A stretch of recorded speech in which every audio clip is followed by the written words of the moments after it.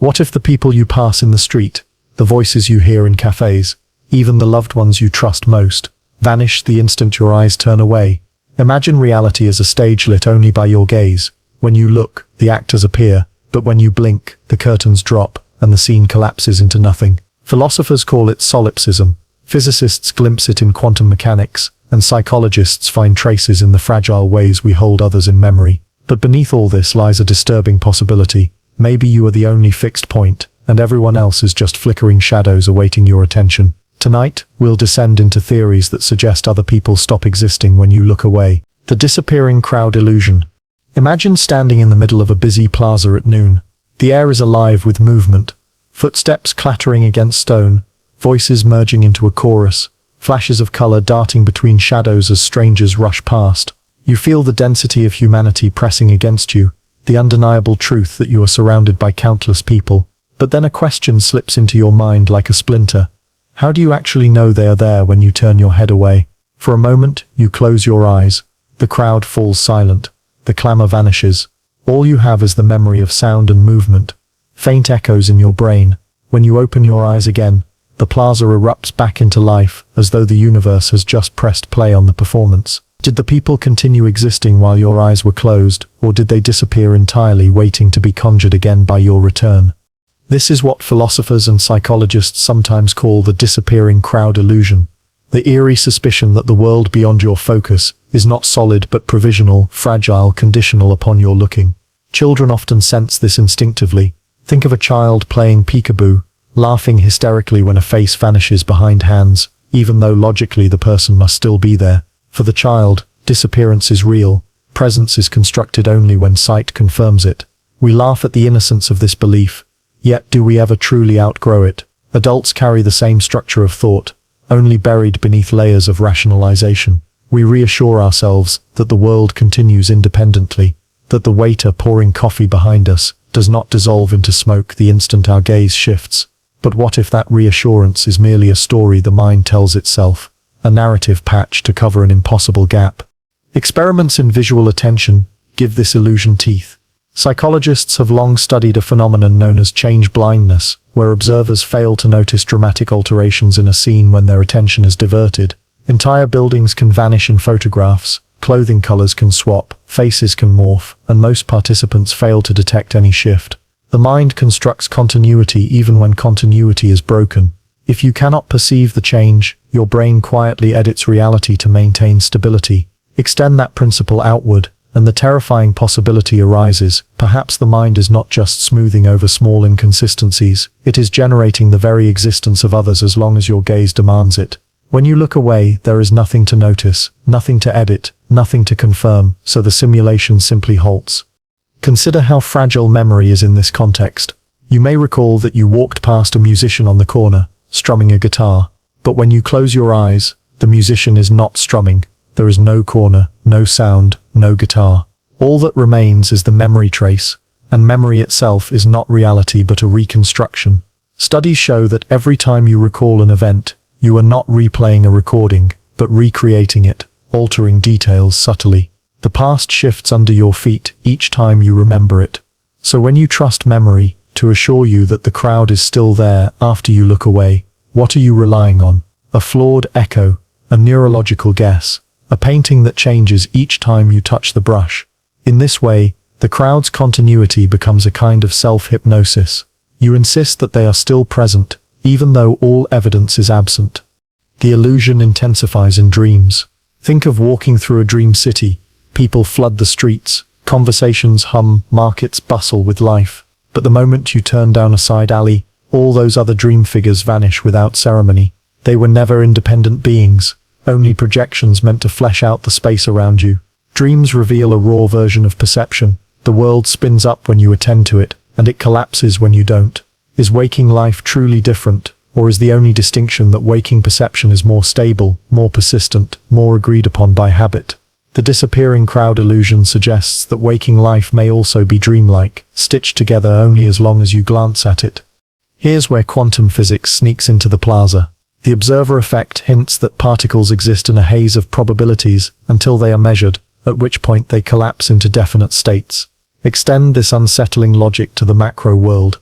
perhaps strangers walking across the square, are probability clouds until your gaze crystallizes them. They exist not as continuous beings, but as potentialities waiting for observation. You think you are moving among real individuals, yet maybe you are strolling through a cloud chamber, and every nod of your attention draws a figure out of the mist, momentary, contingent. They vanish again when you shift your head, not out of malice, but because unobserved states need not persist.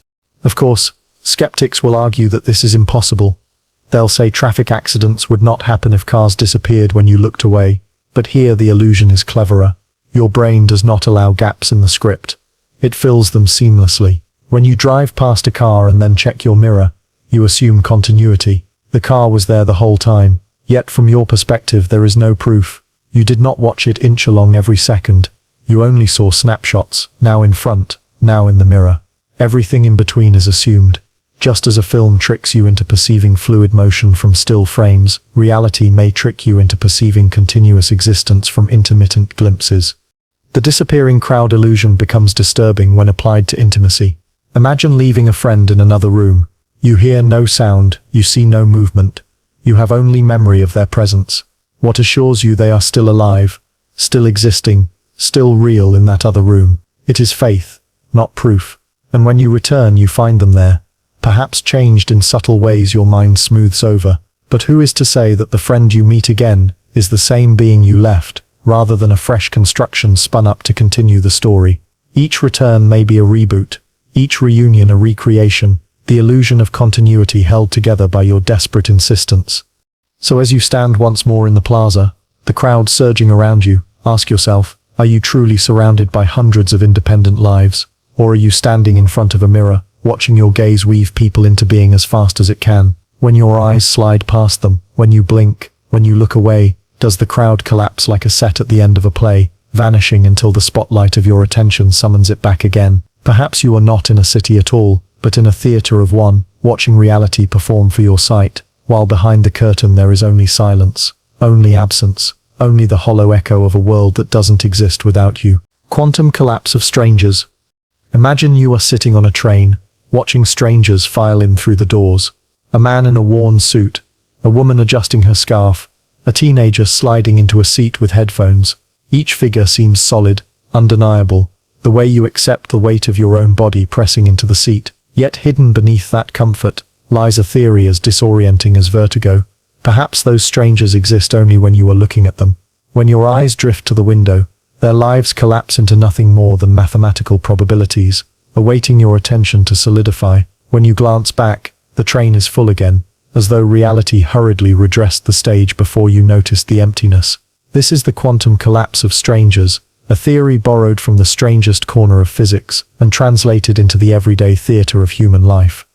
In the world of quantum mechanics, particles behave in ways that defy logic. A photon, or electron, when left unmeasured, exists in a superposition, a hazy state of probabilities, not here, not there, but everywhere, and nowhere at once.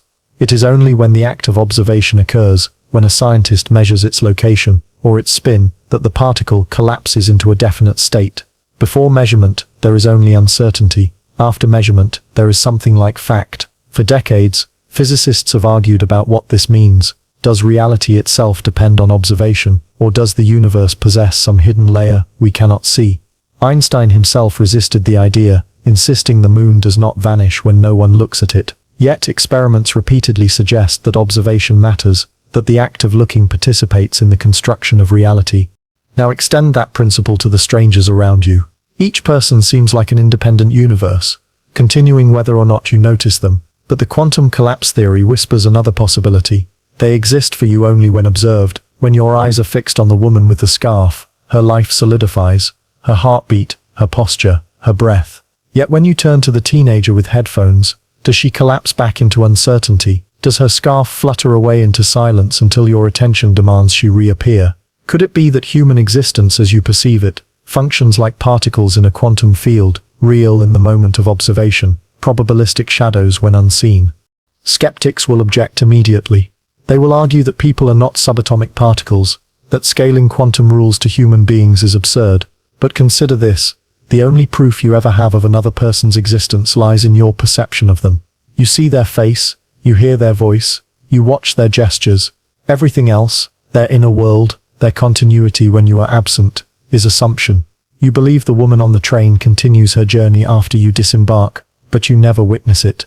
For you, her story ends the moment she leaves your field of vision. Beyond that, she is probability. A script you imagine continues without your presence.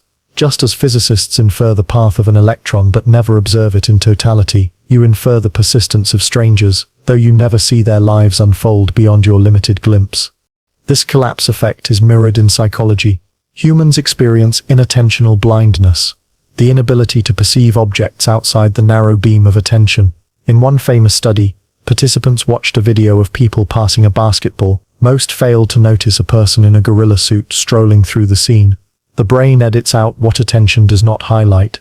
So when you look at one stranger, you are blind to the collapse of all the others. It is not that they vanish physically, but for you they may as well not exist. Your consciousness writes them out of the script, just as the quantum field withholds definite reality until measured. The parallel is too haunting to dismiss. Think of how this plays out in daily life.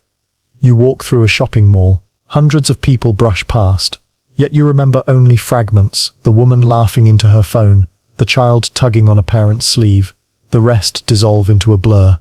Later, when you recall the experience, your memory has collapsed into a few scattered observations. All those other lives were probabilities you did not measure. Did they continue? Perhaps, but not for you. For you, they were never real beyond that blurred haze. Your mind filled them all with strangers, but only as background probabilities. The spotlight of your gaze collapsed a select few into fleeting moments of reality. Dreams, again, provide a chilling analogy. In dreams, figures appear fully formed only when you face them. A crowd can surge from nowhere, when you enter a square, when you turn away. The dream does not bother to render their details. They exist only as potential, waiting to collapse when needed. Isn't it possible that waking life works the same way, that strangers are collapsed versions of probabilities? Spun into being only when your eyes demand it. The dream feels real while you are in it. Why should waking life be different? Even your closest relationships are not immune. When you leave your friend's house and walk home, do you truly know they persist in the same form as when you left? Or is their continuity for you suspended, collapsed into potential until you next see them? You trust memory, you trust faith, but you never truly observe the hours in between. When you meet again, are you meeting the same friend, or a freshly collapsed stranger shaped by probabilities into the same familiar mold? Every reunion may be a recreation, every conversation a fresh collapse of uncertainty into the comfort of recognition. The quantum collapse of strangers is not meant to deny others their humanity, but to disturb the certainty with which you grant it. Each time you look at someone, you may be collapsing them into reality, like a scientist measuring a particle. Each time you turn away, you release them into the haze of the unobserved. Perhaps the entire world is engaged in this delicate dance, each observer collapsing others, weaving a fabric of shared probabilities. And yet, if you are the only true observer of your experience, then for you alone, others collapse and vanish at the edges of vision. The train screeches to a halt. You rise, step onto the platform, and watch the doors close behind you. For a moment you wonder, does the train full of strangers continue to rush forward into the distance, or does it vanish the moment you no longer see it, collapsing into nothing until summoned again by another gaze? The platform is quiet, the tracks stretch empty, and the question lingers: are strangers real when you look away, or are they quantum ghosts, collapsing and reappearing only in the theater of your sight? The blink that erases faces. You are sitting across from someone, a stranger on the bus, a colleague at a table, or perhaps even a loved one leaning back in a chair. Their face is clear, the lines, the eyes, the mouth curling into the faintest expression. You blink. Just a flicker, a momentary curtain drawn across your sight. And yet for that instant, the face ceases to exist. The eyes are gone, the skin is gone, the entire person is erased in a miniature blackout. When your eyelids lift, the face is back, as if summoned anew, reloaded like an image on a fragile screen. What if blinking is not just an interruption of vision, but a periodic collapse of reality itself? What if every face you know dissolves into nothing with each blink, only to be redrawn when you open your eyes again? We blink more often than we realize, about 15 to 20 times per minute. That means in a single hour, you lose sight of the world nearly 1,000 times. Across a day, tens of thousands of blinks erase and restore reality like a stuttering projector. Scientists tell us the brain stitches these gaps together, Neural circuits suppress awareness of the darkness, creating the illusion of continuity. But isn't that just another way of saying your mind lies to you? That it edits the universe into a seamless film reel, hiding the fact that the world disappears again and again. With each blink, the people in front of you may collapse into absence, only to be reconstituted as simulations once the curtain rises. Some cultures have feared this fragility. Ancient folklore sometimes treated blinking as a spiritual risk, a moment when demons or spirits could slip into the world while your guard was down. Others believed blinking gave the gods a chance to reset the stage. The idea that reality halts in the gaps of perception is not new. It is an anxiety older than science, stitched into stories whispered by firelight. What physics and psychology now suggest only makes those myths feel sharper. When you blink at a face, you trust it will be there when your eyes open again. But what if it isn't? What if each blink conjures not the same person but a replica close enough that you never question the difference? Experiments in visual perception reveal how easy it is to miss these shifts. During a blink, researchers have shown dramatic changes can occur in a scene without the observer noticing.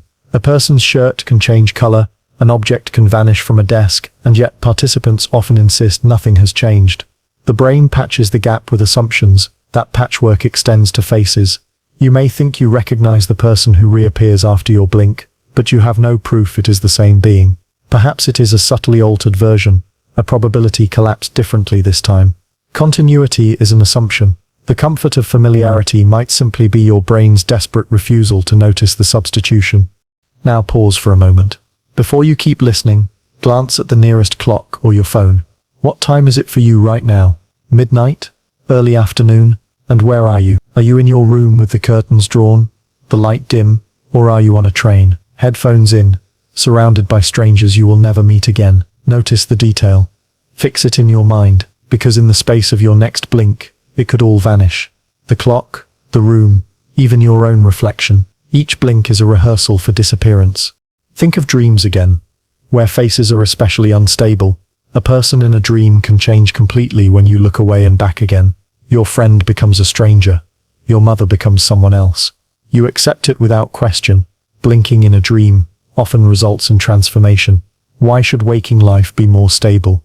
If the mind is capable of creating seamless substitutions in dreams, it can do so in waking moments. Every blink may be an unseen edit, a quiet replacement, a reshuffling of probabilities where the same face reappears only because your brain insists it should.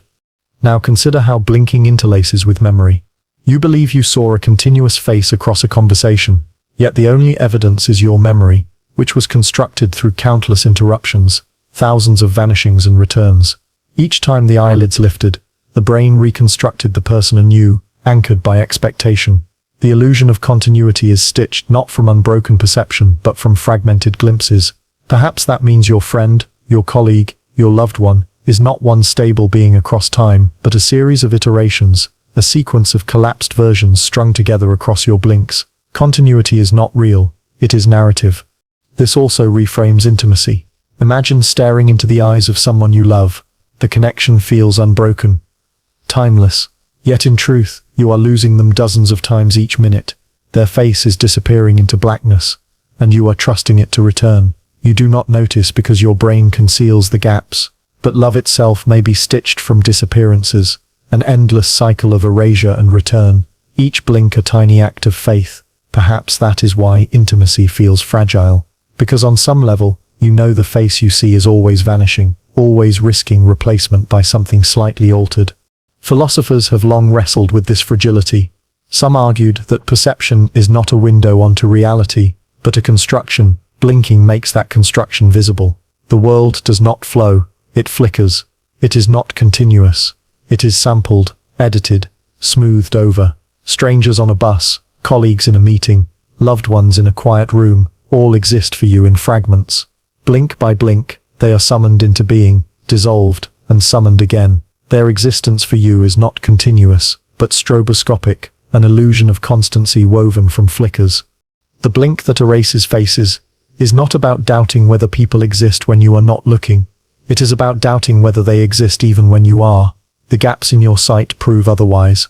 The faces you know are not solid walls but shimmering projections, vanishing every few seconds, returning with just enough similarity to convince you nothing has changed. Yet, each reappearance may be a recreation, each blink a reset. You never meet the same face twice.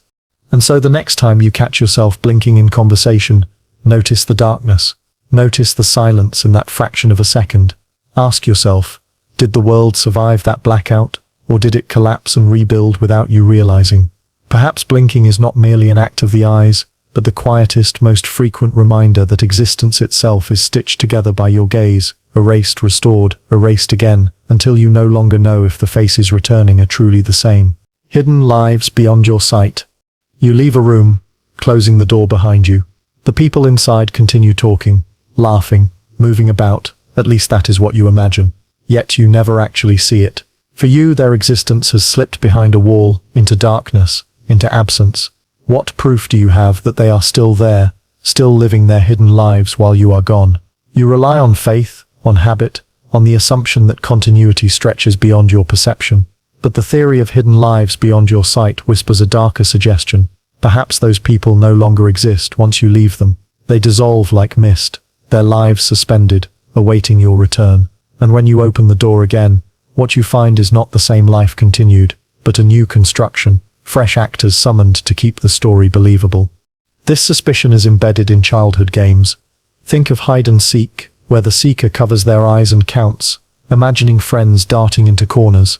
Yet, during those moments of blindness, the hidden children might as well not exist. They are phantoms in the mind of the seeker, restored only when discovered again. Adults convince themselves that the hidden continue living in full detail, but experience gives no proof. The instant someone vanishes beyond sight, you depend entirely on imagination to sustain them, and imagination is not evidence, it is a projection. Psychology shows just how unreliable these projections are. In one experiment, participants were asked to track people moving in and out of their field of vision. When a person left the frame and returned, many participants failed to notice if it was actually a different person taking their place. Continuity was assumed, even when broken. The mind prefers the story of persistence over the discomfort of discontinuity. If this happens in a controlled setting, how often does it happen in daily life? How many times have you left a room, returned, and accepted the people as the same without question, when in truth they could have been replaced? For you, the difference is unknowable. Hidden lives also collapse under the weight of memory. Consider your friend leaving on a trip. You do not witness the hotel they check into, the meals they eat, the strangers they pass. You imagine it, filling in gaps with fragments from your own experiences. Yet when they return and tell you stories, those stories are all you have. Their unseen days are not reality for you. They are narrative. They did not exist in your world until words reanimated them. Even then, the lives you imagine are your constructions, not theirs. The hidden life is never truly theirs for you. It is a projection stitched together by your brain. Philosophers often discuss this as the problem of other minds. You can never truly access the inner life of another person. You see their gestures, you hear their words, but their consciousness is hidden. In a way, every life beyond your perception is hidden. The moment you stop observing, the other collapses into an inaccessible void. To insist they persist is to place faith in a continuity you can never verify. It is no different than faith in gods, or in an afterlife. You believe, but you cannot know. Dreams again offer an unsettling mirror. In dreams, characters vanish the moment you leave them. Walk out of a room in a dream, and the figures inside simply stop existing. They do not continue their hidden lives off stage. They are not waiting for you. They are erased until needed again. Could waking life operate under the same rule, with greater stability? The people in the other room, beyond the door, may vanish until your attention returns to resurrect them. Reality economizes, loading only what is necessary for your experience, discarding the rest. Technology offers its own metaphor. Think of video games where distant characters and environments are not continuously rendered. The system generates detail only in the areas the player can see. Beyond the edge of the screen, there is emptiness. Non-player characters may have scripted routines, but those routines exist only when loaded into memory. Otherwise, they are suspended, non-existent. What if reality itself works like this? What if others are non-player characters whose lives beyond your sight are not happening at all until you open the door, until you load them back into your perception? This also reframes absence in relationships. When a partner or loved one leaves your presence, you imagine their hidden life continuing. You imagine their expressions, their activities, their thoughts. But these are conjured projections. For you, their hidden life is not reality. It is your mind's attempt to fill the void, and when you see them again, you stitch continuity without realizing it may be a fresh construction, not the same being you said goodbye to. Each reunion might be the creation of a new copy, consistent enough that you never question it. The implications are unnerving. If hidden lives do not exist, then solitude is more absolute than you ever imagined. When you are alone in your room, perhaps you are truly alone, not just in space, but in existence.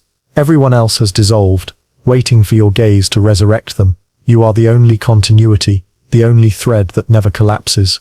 The rest of humanity is contingent, flickering in and out of being like actors summoned only when the play resumes. Hidden lives challenge even the comfort of history. You read about past figures, convinced they lived full existences, but for you, those lives are hidden. They exist only as words, images, reconstructions. Beyond that, they are gone. The same may be true of the present moment. The lives beyond your sight are not simply hidden. They may be absent altogether, fictions waiting to be reloaded when you return. So the next time you leave a room and close the door, pause. Imagine the silence behind it, the absence of people, the collapse of everything you cannot see. When you return, consider the possibility that what you find there is not what you left. Perhaps it is a recreation, a stage set quickly assembled to reassure you, and perhaps every hidden life is not a life at all, but a fragile projection flickering into existence only when summoned by your attention. The world beyond your sight may not be real, it may only be waiting.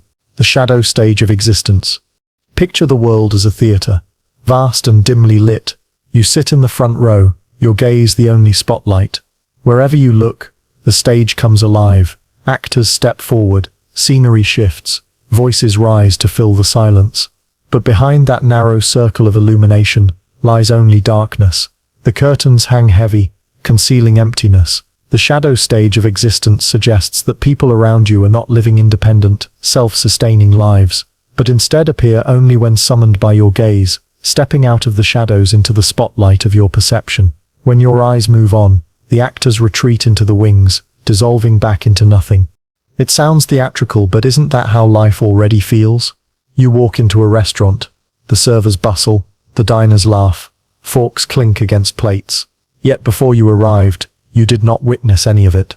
For you, the room might as well have been dark, the stage empty. When you entered, the lights rose, and the play began. When you leave, the curtains fall again. What evidence do you truly have that the performance continues without you? Perhaps every restaurant, every train, every street corner exists only when you arrive, the scenery erected in an instant, the actors cast at random, the lines improvised for your benefit. Theatre metaphors appear across philosophy because they echo something deeply intuitive. The self feels like the audience, while the world performs. Shakespeare wrote, "All the world's a stage," but the shadow stage pushes this further. There may be no play when no one is watching.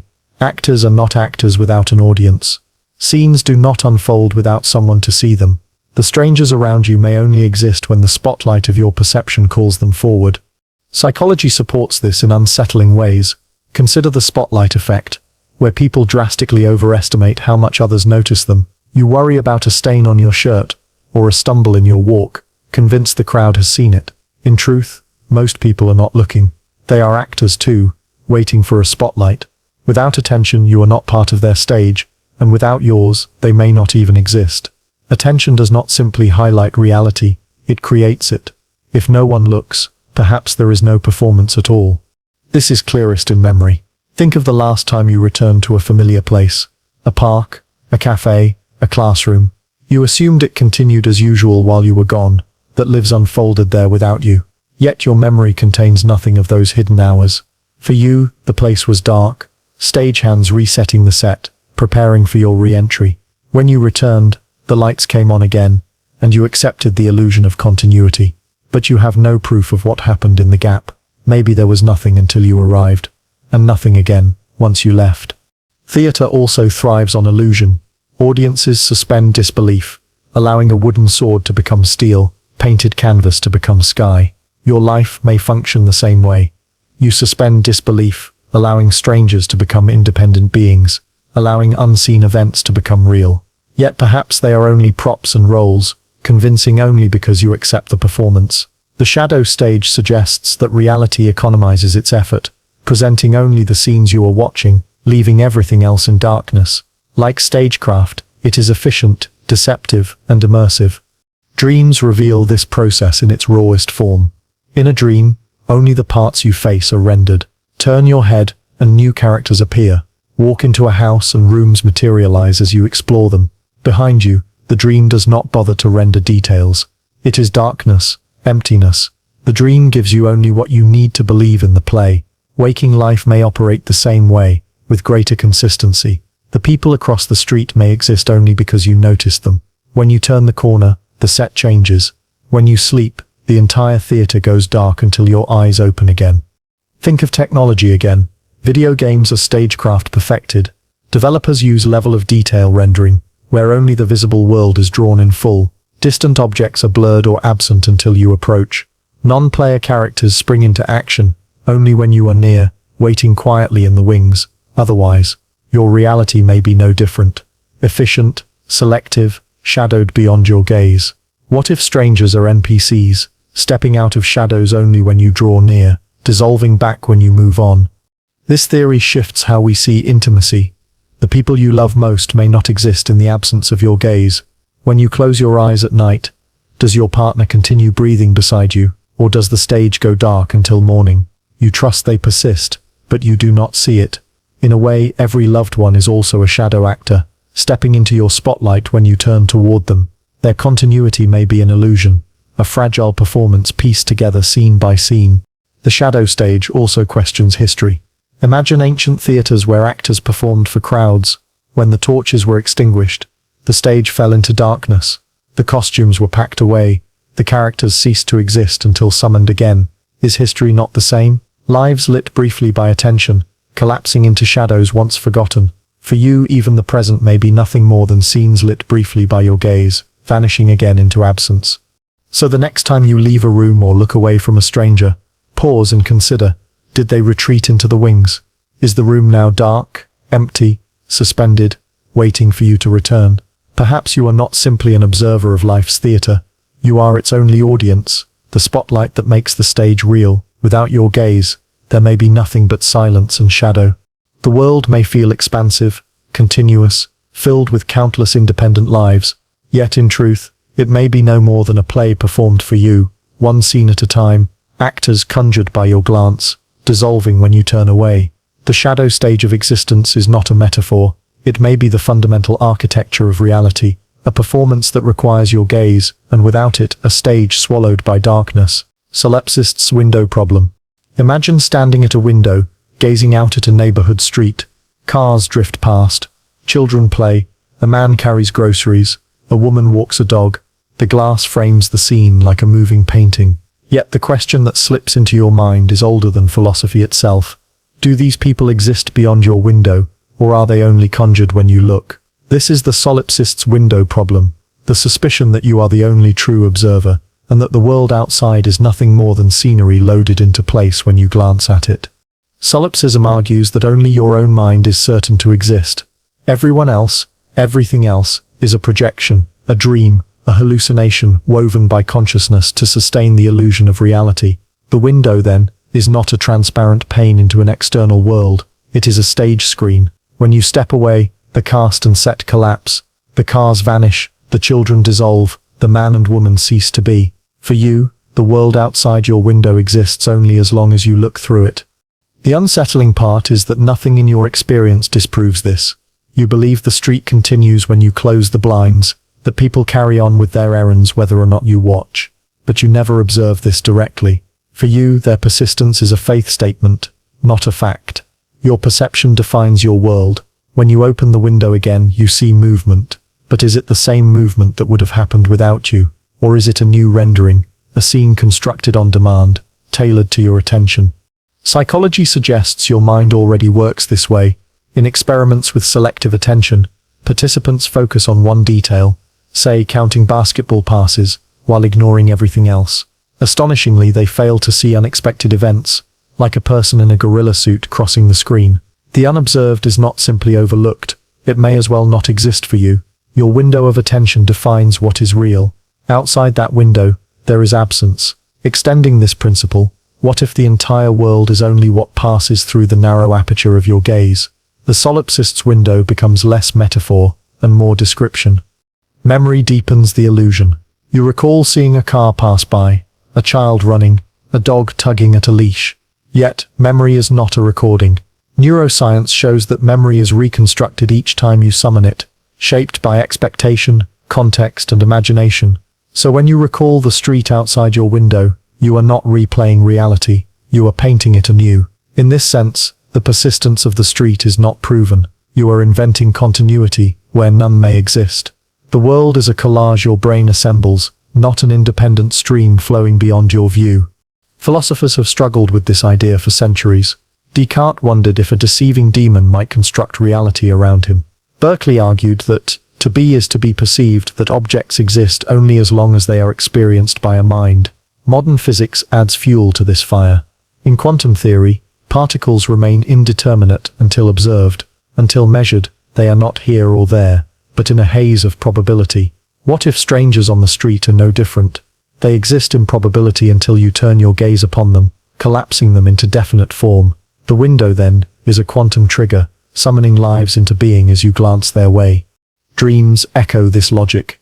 In a dream, you look out a window and see a city. Yet, if you turn away and back, the details change. Buildings shift, streets realign, people morph. You never question it, because your dream self accepts the fluidity. Perhaps waking life is no less dreamlike, only more stable. The people beyond your window may shift each time you return, not identical to what you left, but close enough that your brain insists on continuity. Each glance reloads the simulation. Each observation is a fresh creation. Consider loneliness in this light. When you stand at a window alone, you may feel isolated, surrounded by countless other lives you cannot touch. But what if those lives do not exist at all beyond your glass? What if your solitude is more absolute than you can bear, that you are the only consciousness, and the bustle of the street is nothing more than scenery designed to trick you into feeling less alone? The solipsist's window reveals a terrifying possibility. You are not one among many, you are the only one, and the rest are shadows. Technology makes this theory tangible. Virtual reality creates windows into worlds that do not exist until rendered by code. NPCs patrol streets, children play, cars pass, all illusions generated in real time. Nothing happens behind the code until you look. The VR headset is a literal solipsist's window, demonstrating how easily a convincing world can be constructed around an observer. If machines can do this, why not the mind? Why not the universe itself? The most disturbing aspect is how normal this feels. You never question whether the street outside is still there when you turn away. You trust in its persistence. Yet, that trust is unearned, unsupported, unverifiable. Your life may be an endless series of windows, each framing a scene that exists only in the moment you observe it. Step away, and the set vanishes. Return, and it is constructed anew. You cannot prove otherwise. So the next time you stand at a window, watching people move about their day, pause and ask yourself, do they exist when you leave? Does the street persist when the curtains are drawn? Or is your life a theatre of windows, each scene summoned only when your eyes demand it? Each stranger collapsing into absence when you look away. Perhaps you are not observing the world at all. Perhaps the world is observing you, feeding you just enough of a play to keep you convinced you are not alone. The solipsist's window remains, silent and unsettling, asking when you stop looking, does anyone remain? The flickering stranger effect. You walk through a crowded station. People swarm past, faces, bodies, footsteps, fragments of conversations. For a moment your eyes fix on one particular figure, a man clutching a suitcase, glancing nervously at the departure board. He is real to you in that instant, vivid and undeniable. Then your gaze drifts to a woman in a red coat. The man is gone, not physically, but experientially. For you he has collapsed into absence, dissolved into the blur of the crowd. Later, if you glance back and see him again, it is not the same presence, it is a new emergence. This is the flickering stranger effect, the sense that people outside your continuous focus do not exist in unbroken time, but appear and vanish in strobing fragments, like faulty lights flickering in and out of your reality. The effect begins with the limits of perception. Neuroscience shows that our brains do not perceive the world continuously, but in frames, slices, snapshots stitched together by attention. Each stranger you notice is not observed steadily, but in bursts. The gaps in between are filled by your brain's assumptions, not by observation. When your attention moves away, the stranger is gone, not just out of sight, but out of being for you. If you return your attention, the mind collapses them back into reality. But is it the same person as before, or a reconstruction close enough to pass unnoticed? Psychologists studying attentional blink, the brief lapse in processing when the brain is overloaded, demonstrate how fragile these flickers are. If two visual events occur in rapid succession, the second is often missed. Your attention blinks, and in that gap, the stranger may vanish. Extend this principle outward. Strangers are not continuous presences, but sequences of flickers, visible when attention captures them, absent when it doesn't. The continuity you imagine is a trick of stitching together fragments. Memory makes the illusion more haunting. Think of the countless strangers you pass each day, dozens in hallways, hundreds on streets, thousands in cities. Yet how many do you truly remember? One face, perhaps two, linger in recollection. The rest dissolve completely. For you, those strangers did not exist beyond the flicker of a glance. Their lives, their histories, their identities vanish into nothing. Even the ones you recall may not be the same. Each remembered face is a reconstruction, not a recording. In this way, strangers flicker not only in perception, but in memory itself. Dreams exaggerate the effect. In a dream crowd, people appear fully formed when you look at them, then melt into absence when your attention shifts. You never track a dream character continuously. They exist only in the moments you engage with them. Between those moments they are nothing, waiting for the dream to conjure them again. Isn't waking life just a slower, steadier dream? Strangers may flicker into presence when you look, vanish when you don't, and reappear as if they had been there all along. You accept the continuity, but your experience only ever offers flickers. Technology mirrors this fragility. In online meetings, cameras freeze, pixels stutter, voices cut in and out. People flicker on and off your screen, their presence uncertain, fractured. The digital world exposes what the physical world conceals. Others are never continuously real for you. They appear in flickering glimpses, mediated by attention and perception. The stranger on the street is no more solid than the stranger on the screen. Both are fragmented presences, stitched together by your need for coherence. The flickering stranger effect also unsettles intimacy.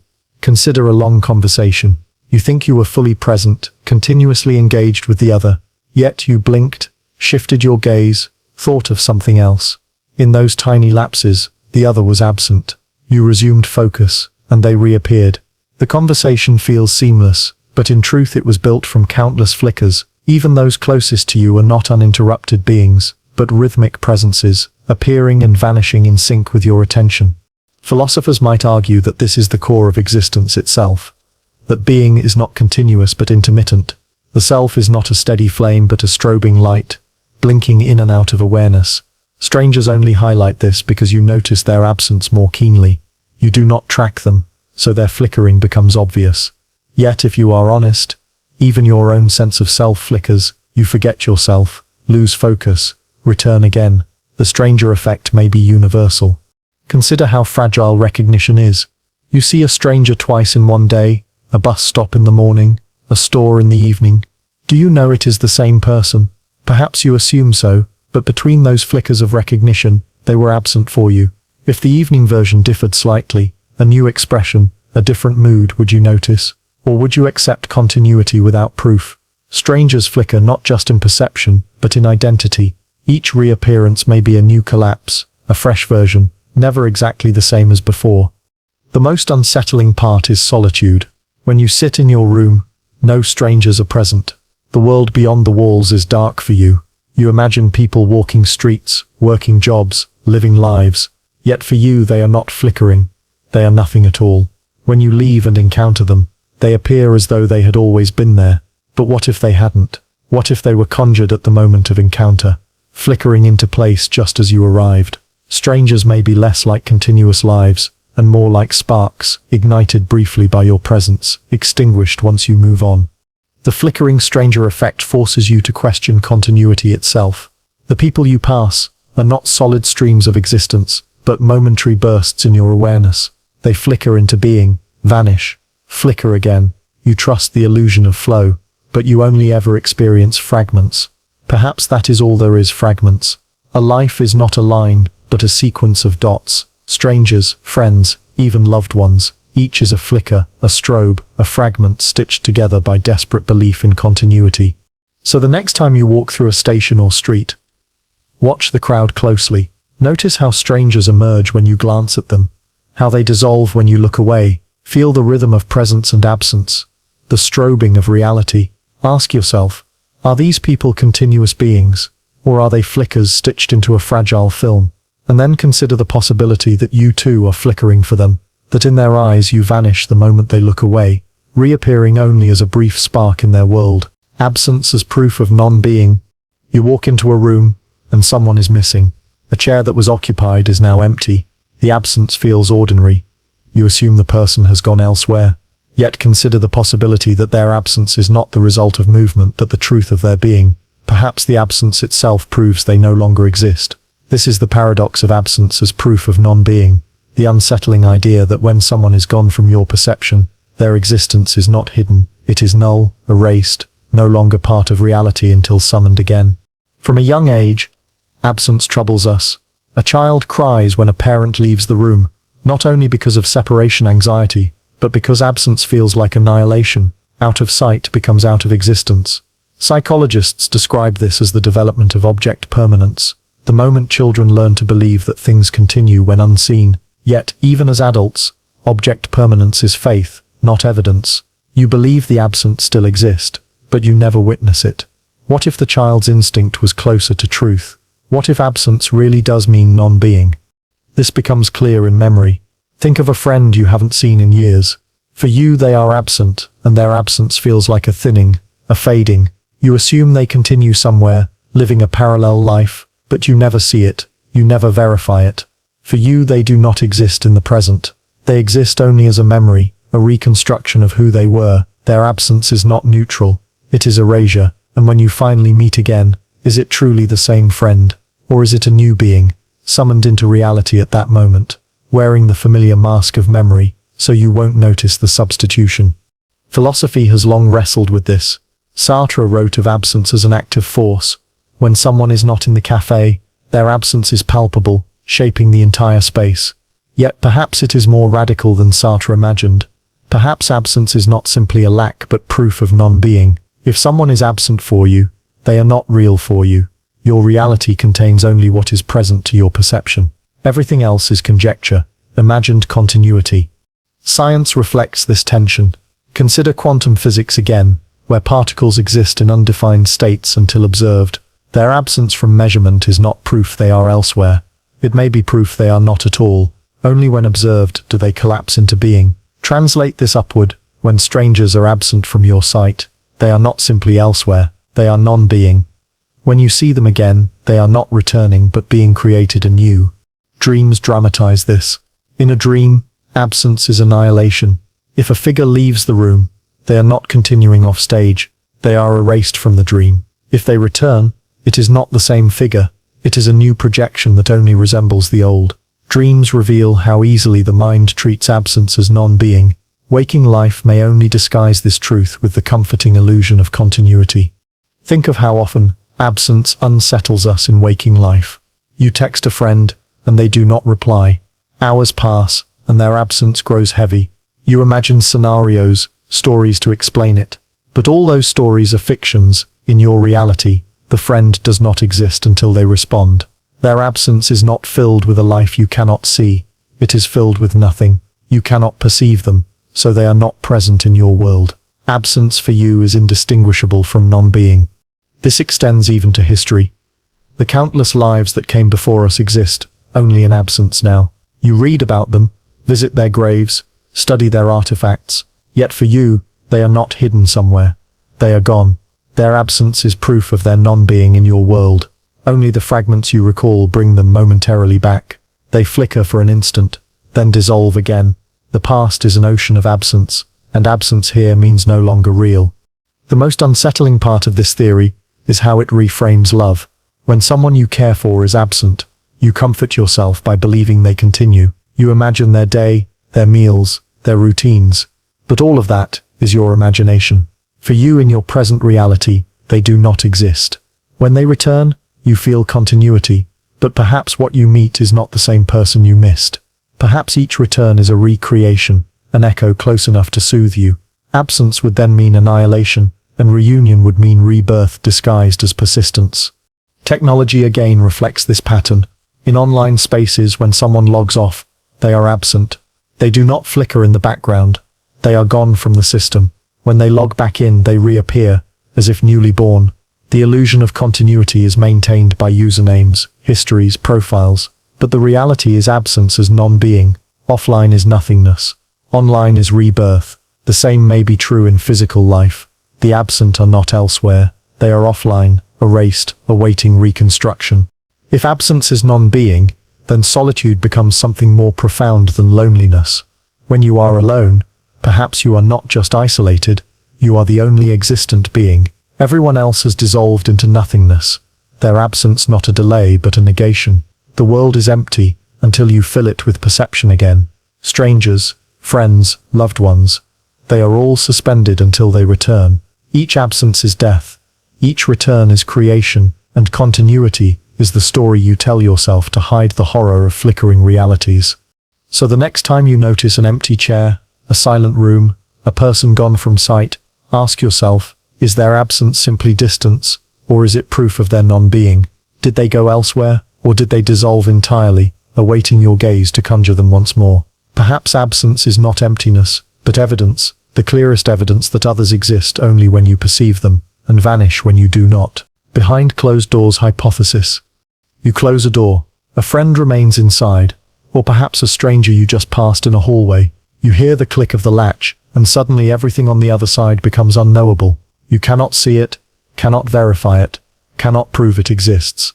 The behind closed doors hypothesis asks, do people and places persist behind barriers, or do they dissolve until you open the door again? Perhaps the very act of shutting a door is not concealing reality, but extinguishing it, folding the unseen into nothingness until your gaze reopens it.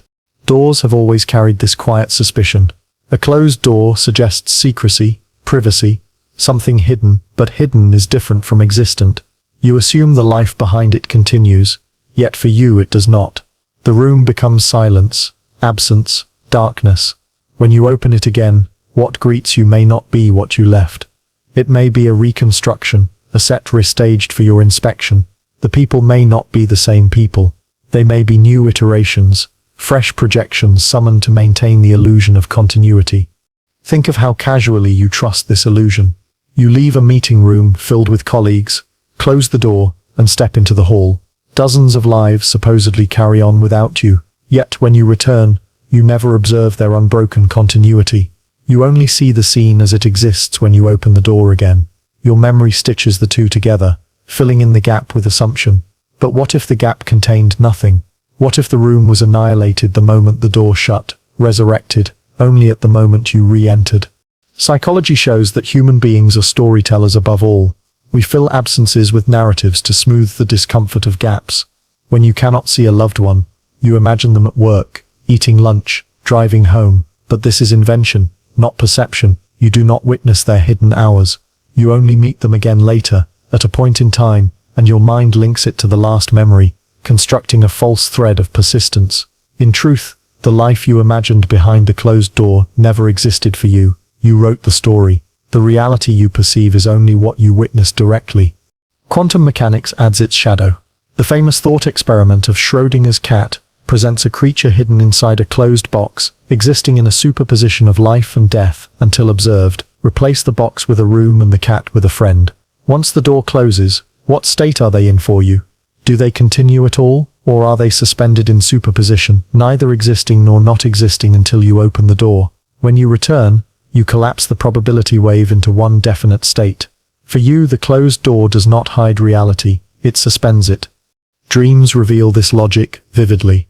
In a dream, when you close a door, what is behind it ceases to exist. There is no hidden continuity, no parallel unfolding. If you open the door again, the dream creates something in that instant. It may resemble what was there before, but it is not the same. Dreams are efficient, they only render what you need. Perhaps waking life is no different. The room you left does not continue, it is rendered again when you open the door.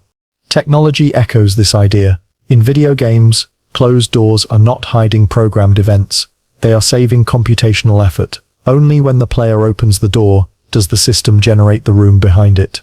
Otherwise, there is nothing. The illusion of persistence is convincing, but it is an illusion nonetheless. If our minds or the universe itself operate similarly, then every closed door is not a barrier to reality, but a reset point. This hypothesis destabilizes intimacy. When you leave someone behind a door, your partner in the bedroom, your friend in the living room, you trust their hidden existence. Yet for you, they may not exist at all until you see them again. Each reunion may be a creation, not a continuation. Each door opened may summon a new version of the person you left. A reconstruction precise enough to fool you. You feel the comfort of persistence, but it may only be the illusion of repetition. History too becomes a matter of closed doors. Entire eras are behind doors you cannot open. Ancient cities, forgotten rulers, lost lives. They are hidden, absent, annihilated.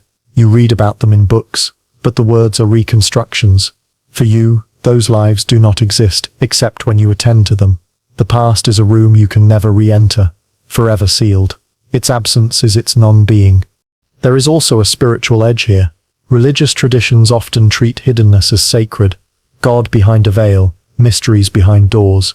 But perhaps hiddenness is not sacred presence but sacred absence. What is hidden is not merely beyond reach but erased entirely until revealed. Revelation is not discovery but creation. Opening the door does not show you what was always there. It brings something into being in that moment. The everyday act of closing a door, then, may be more profound than you realize. It is not simply leaving something behind. It is annihilating it from your reality. When you open it again, you are not returning to what you left. You are witnessing a new scene, a new construction, a fresh collapse of possibility into actuality. Continuity is a story your mind tells to ease the shock. But the truth may be darker. Behind closed doors, there is nothing. So the next time you shut a door, listen to the silence that follows. Feel the uncertainty pressing against the barrier. When you open it again, notice how casually you accept the illusion of persistence. And then ask yourself, did this room exist while I was gone? Or is everything here newly created, a stage set up for my arrival? The behind closed doors hypothesis lingers, whispering that absence is not concealment but extinction, and that every door you close may be erasing the world behind it until you return to call it into being. Vanishing point of perception. Stand in a long corridor, one that stretches until the walls appear to merge in the distance.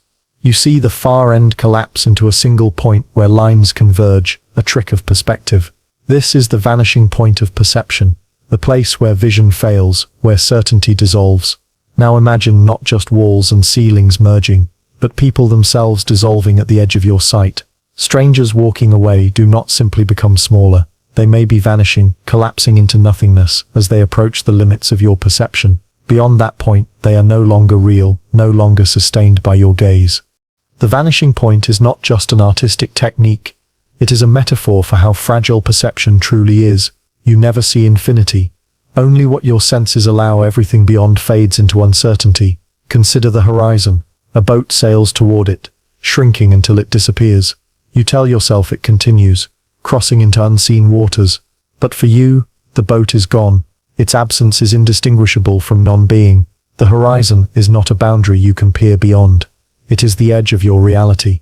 What lies past it may not exist for you until you are there to witness it. Psychology supports this fragile boundary. Our eyes capture only a narrow slice of light, a limited spectrum. Beyond those limits, the world is invisible. Infrared, ultraviolet, radio waves, all pass unnoticed. In this sense, your perception is always a shrinking corridor, with vanishing points all around. Strangers outside your sight may not simply be hidden. They may collapse into the same absence as the boat on the horizon. For you, they flicker out at the edge, their lives ending at the boundary of your vision. Think of this during travel. You stand on a train platform, watching carriages stretch into the distance. At some point, the faces in the windows blur, indistinct, gone. Do they still exist for you? No. Your perception cannot confirm them. You fill the absence with assumptions, but assumptions are not reality. The vanishing point of perception reminds us that what is unseen is not simply distant, it is erased. Memory complicates this further. You may remember a person walking away, their figure shrinking into the horizon. but memory is not continuous. You recall a start, an end, and your brain paints in the rest. The truth is that for you, their existence ended when they left the circle of perception. Everything beyond was imagined. You convince yourself they persisted, but what you truly carry is a fragmentary impression, a sketch, a ghost. Their continuity is a story, not a certainty. Art offers unsettling parallels. Renaissance painters discovered perspective, learned to guide the eye toward vanishing points. Entire worlds could be created with depth, yet everything converged into nothingness. The further away a figure stood in the painting, the closer it was to absence. Isn't life the same? The further someone is from your perception, the more they dissolve into probabilities. Close up, you feel their solidity. At a distance, they are fragile outlines. Beyond sight, they are gone. Dreams exaggerate this truth. In dreams, vanishing points are literal erasures. A character walking away often dissolves completely, leaving no trace. The dream has no reason to render what you cannot see. The vanishing point is not distance but deletion. Waking life may only disguise this deletion with greater stability, but the effect is the same. Once beyond your perception, strangers vanish. The world economizes, loading only what is needed, discarding the rest. Technology makes this visible. In video games, environments beyond the player's view are not drawn in detail. Characters vanish into low-resolution models, then into nothing at all, once far enough away. Developers design vanishing points deliberately, knowing players will not notice. The world beyond the player's eyes does not exist until the player approaches. The parallel to waking life is eerie. Perhaps perception works the same way. The vanishing point is not just visual, it is ontological. Beyond it, nothing persists. This challenges how we think of history. The past, too, vanishes into a point behind us.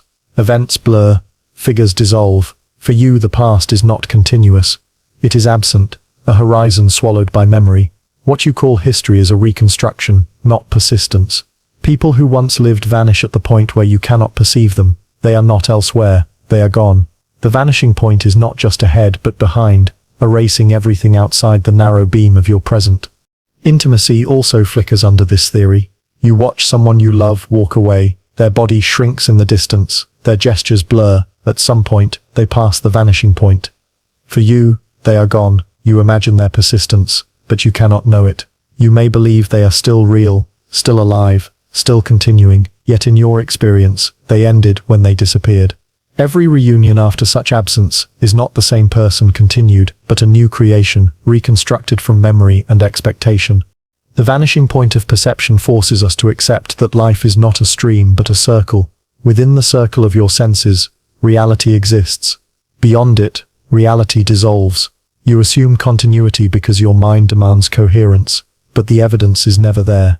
Perhaps the universe does not waste itself on what you cannot see. Perhaps the distant stranger vanishes. The street dissolves. The horizon contains nothing until you reach it. You are the center of the circle, and all existence radiates outward from you, fading into absence as it recedes. So the next time you watch someone walk away, down a corridor, across a street, into the blur of the horizon, pause and consider what it means. Are they still there, shrinking beyond your sight, or did they vanish the moment they crossed the threshold of your perception? The vanishing point of perception whispers that there is nothing beyond your vision, no secret continuity, no hidden world. There is only what you see, and at the edges, a collapse into absence. The mirror that lies about others. You stand in front of a mirror, and your own reflection stares back, familiar, responsive, alive. But what of the people reflected beside you? In a crowded bathroom, a mirrored hallway, or the glass of a shop window, you catch the outlines of strangers. You assume they are as real as you are, that the mirror merely copies the truth. Yet the mirror that lies about others suggests something more unsettling. Perhaps the mirror does not reflect their existence at all. Perhaps it creates the illusion of them for you, a trick to convince you they persist beyond your gaze. The reflection may be more fiction than fact, a mask of reality designed to keep you from suspecting that others vanish when you look away. Mirrors have always carried an air of unease. Ancient cultures considered them portals to other worlds, or dangerous tools capable of trapping souls. Folklore is full of warnings. Avoid staring too long. Avoid mirrors in the dark. Beware of reflections that do not match. Beneath the superstition lies a deeper suspicion that mirrors may not simply reflect reality but fabricate it. When you see a stranger's reflection, Are you confirming their existence, or are you witnessing a construction meant to soothe you, a reassurance that they exist even outside your direct perception? Psychologists have studied how easily reflections deceive us. In experiments, people viewing a mirror often fail to notice substitutions, such as one person being swapped with another. The mind insists on continuity, even when it is broken. The reflection becomes a story, not a fact. For strangers, the mirror may be a powerful lie. It tells you they exist where you cannot see them directly. Yet when you turn, do you truly find the same person, or has the mirror tricked you into accepting a continuity that is not there? Consider how strange it is that you can only ever see yourself as a reflection. You never truly observe your own face, only its mirror image. For strangers, reflections may function the same way. They provide the only proof you accept of lives beyond your gaze. But what if that proof is false? What if the stranger in the glass is not the same stranger in the room? The mirror could be filling a gap, a patch over absence, a device to sustain the illusion that others persist when unobserved. Dreams dramatize this suspicion. In dreams, mirrors rarely behave correctly. Reflections distort, refuse to appear, or show figures not present. This reveals the fragility of the assumption. In the dream, the mirror does not confirm reality. It invents it. Waking life may only disguise the same process under more consistent rules. The stranger you glimpse in a mirrored wall may not be a reflection at all, but a dreamlike projection, fabricated in that instant, to prevent you from noticing their absence. Think of intimacy in this light. You stand with someone you love, both of you facing a mirror. You see them beside you, their reflection as certain as your own. But what if the mirror is lying? What if their reflection is not proof of persistence, but a conjured image, a placeholder meant to reassure you? Perhaps you are the only one reflected truly, and the others are illusions, shimmering phantoms designed to prevent suspicion. The mirror could be a silent accomplice in the architecture of solipsism, a trick to convince you that you are not alone. Technology provides another parallel. In video calls, you see your own reflection on the screen alongside others, yet their presence is not proof of reality. It is pixels, signals, digital ghosts. Sometimes the call freezes, and their image lingers even when their voice is gone. Sometimes the sound continues, while their picture is frozen in a static smile. Which one is real? The answer is neither. The reflection of others in the digital mirror is a fabrication, an echo stitched together from fragments. The same could be true of every mirror in your life, evidence of others that is less evidence than invention. Philosophically, this connects to the problem of verification. You can verify yourself in the mirror, blink, move, and the reflection follows, but for others, you cannot verify their consciousness through reflection. Their mirrored gestures are not proof of their inner lives. They are shapes, movements, illusions of continuity. The mirror that lies about others sustains your faith in their persistence. It tells you yes, they exist, even outside your gaze. But perhaps that is the greatest lie. History deepens this suspicion. Mirrors were once rare, precious, magical. People saw themselves in polished bronze or water, and believed the reflection held power. Today, mirrors are everywhere, banal and ordinary. Yet, their strangeness remains. For you, they are the only way to glimpse the unseen. But what if they have always been lying? What if the strangers they reflect have never been real for you, only conjured illusions to hide the gaps in your perception? Even absence plays a role here. If you stand alone at night and face a mirror, the room behind you reflected in glass, notice how empty it feels. The mirror shows absence too, and absence is indistinguishable from non-being. If the mirror can fabricate presence, it can fabricate absence as well.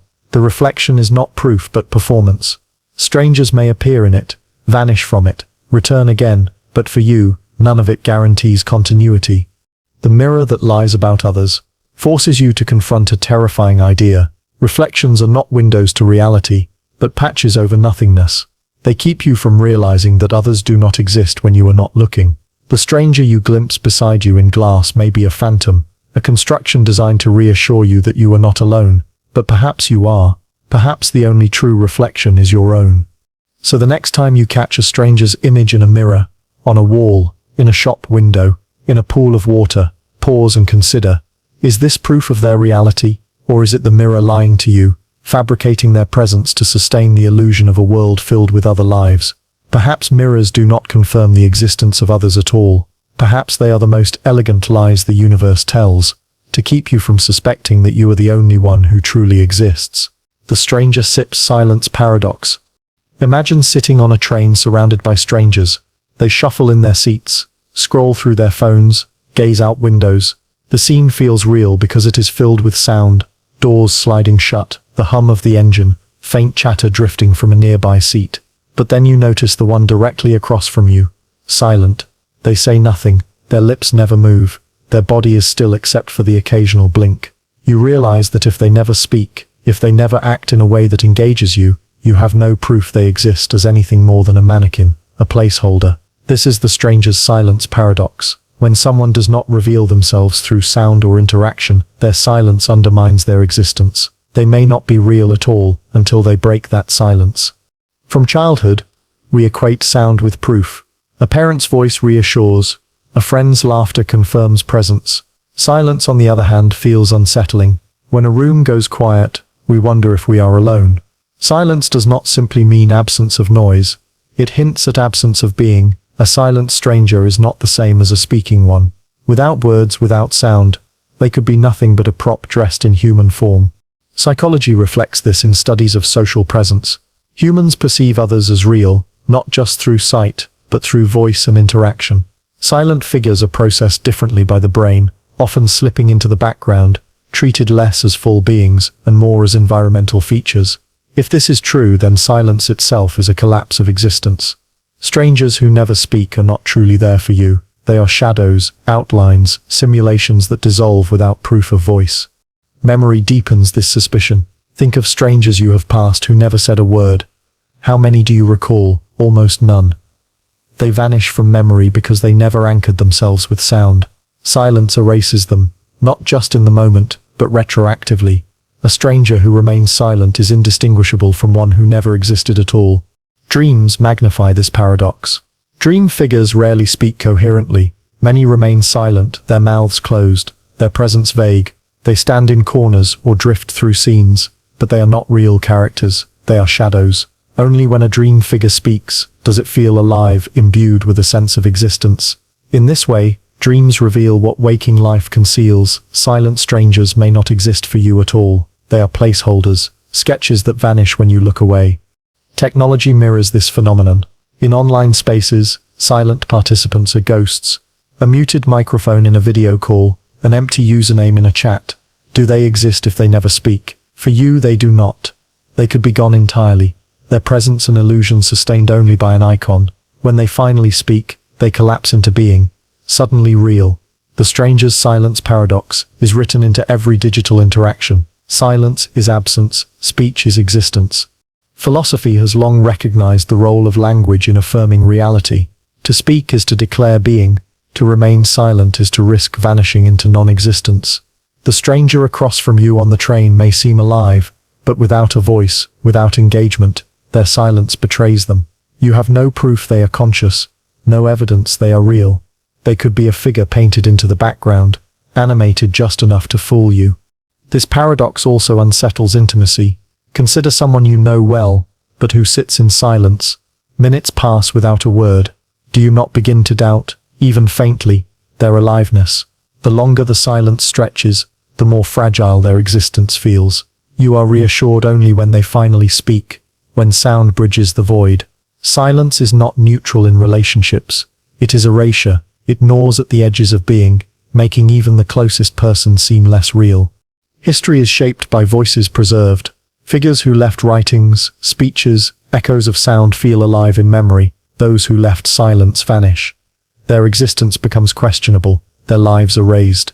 The stranger's silence paradox applies across centuries. Without sound, without voice, people fade not just from perception but from history itself. The silence of strangers also heightens the fragility of crowds. Walk through a city square, and thousands pass you. How many speak to you? Almost none. They are silent, ghostly, flickering presences. You assume they are real, but they never confirm it. They vanish into absence as quickly as they appear. You leave believing you were surrounded by people, but perhaps you were surrounded by shadows, mannequins in motion, their silence proof they never truly existed for you. Absence and silence intertwine. When someone is absent, they are erased. When someone is present but silent, they are only half real, a form without content. Silence is a kind of absence that masquerades as presence. It gives the illusion of continuity, while withholding the proof of existence. A silent stranger is both there and not there, an unresolved paradox that collapses only when sound emerges. So the next time you find yourself seated across from someone who says nothing, on a train, in a waiting room, in a cafe, notice the unease. Notice how their silence does not reassure you of their being, but undermines it. The stranger's silence paradox whispers that without voice, they may not exist at all. And when they finally speak, when a sound escapes their lips, it may not be the same person you thought you were looking at. It may be a new creation, conjured in that instant to collapse the paradox and restore the illusion of reality. When memory pretends people exist, you close your eyes and think of someone you once knew. A childhood friend, a teacher from school, a stranger you spoke to on a long flight years ago.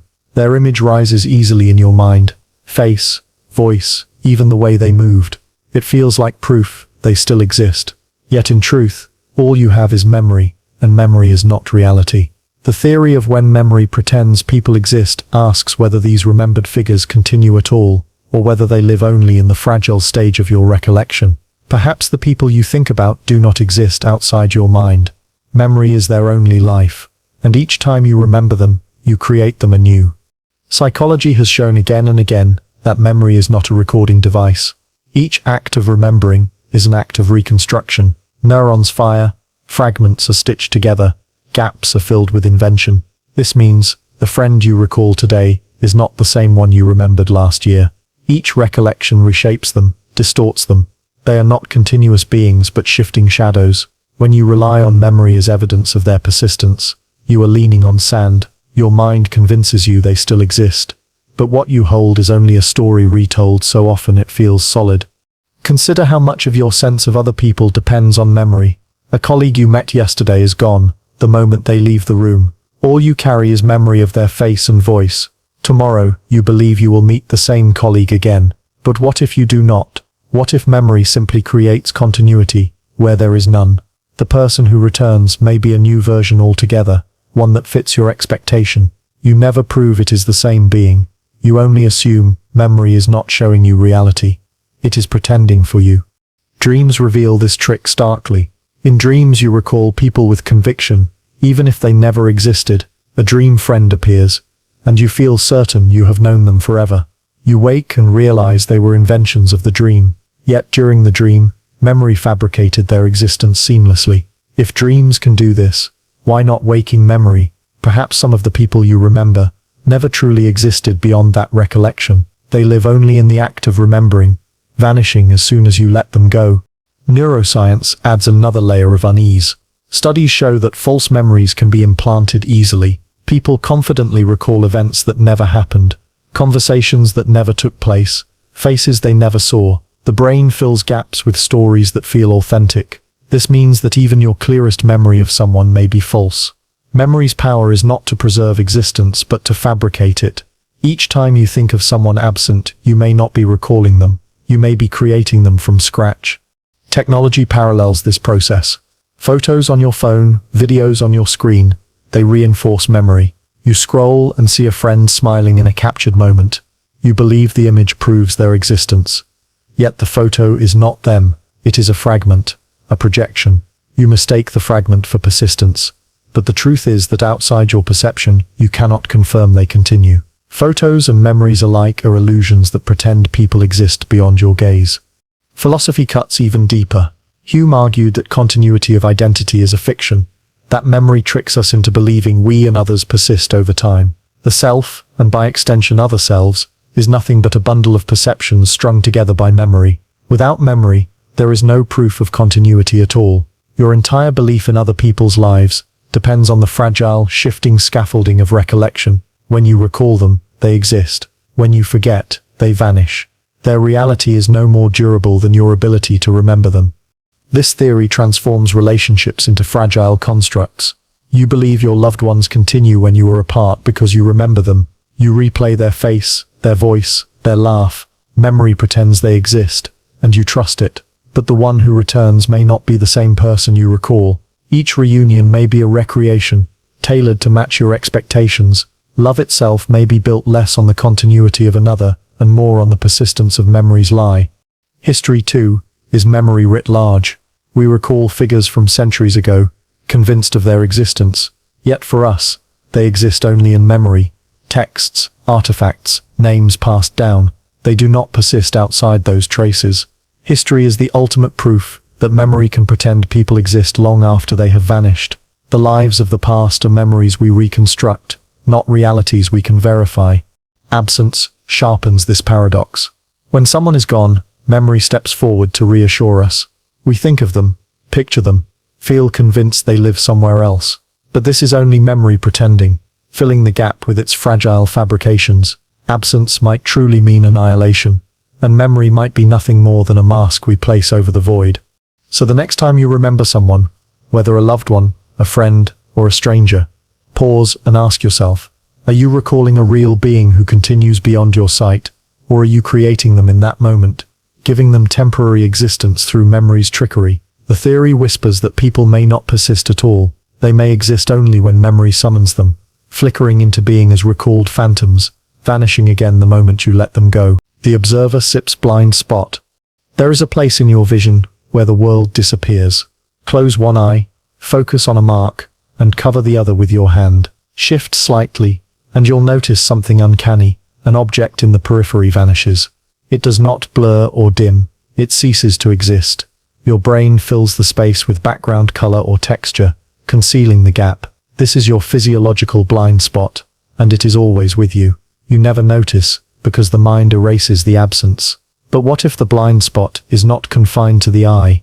What if there are blind spots in perception everywhere? Moments, spaces, and even people who vanish into gaps you can never notice. The observer's blind spot suggests that others may not exist when you fail to perceive them, hidden not in distance but in the folds of your own inattention. The eye's blind spot is proof of absence disguised. You think you see a complete world, but in truth you see fragments. The mind edits reality into wholeness, hiding the holes. Perhaps the same is true for other people. You assume they persist continuously, but what if they vanish into blind spots when you aren't looking? When you turn your head, your perception shifts, and the gap is covered, but in that moment, they are gone. The stranger who walked past is no longer real. Your brain simply smooths over the disappearance. Psychologists call this change blindness and inattentional blindness. You can fail to see objects in plain sight when attention is diverted. A door can open and close, a person can swap clothing, and observers notice nothing. The blind spot extends beyond vision, into awareness itself. You are missing pieces constantly, but your brain insists the picture is whole. Extend this logic to existence. Perhaps people wink out of being in your blind spots, and your mind quietly fills in the gaps. You never notice the absence, because noticing would break the illusion of continuity. Think about walking through a busy street. Dozens pass you by. Yet, how many do you actually see? How many vanish into the blind spot of inattention, becoming not people but background? For you, they are not real. They never existed in your experience. You imagine a continuous crowd, but in truth, most of it is empty space your brain has painted over. The blind spot is not a defect. It is the rule. What you see is always less than what is there, or perhaps what you think is there has never been at all. Dreams reveal this more starkly. In dreams, vast environments feel solid, yet when you turn, details vanish. Dream figures often appear only when attended to, turn away, and they dissolve. Blind spots dominate dream logic. Your brain patches them seamlessly, so you never notice until waking.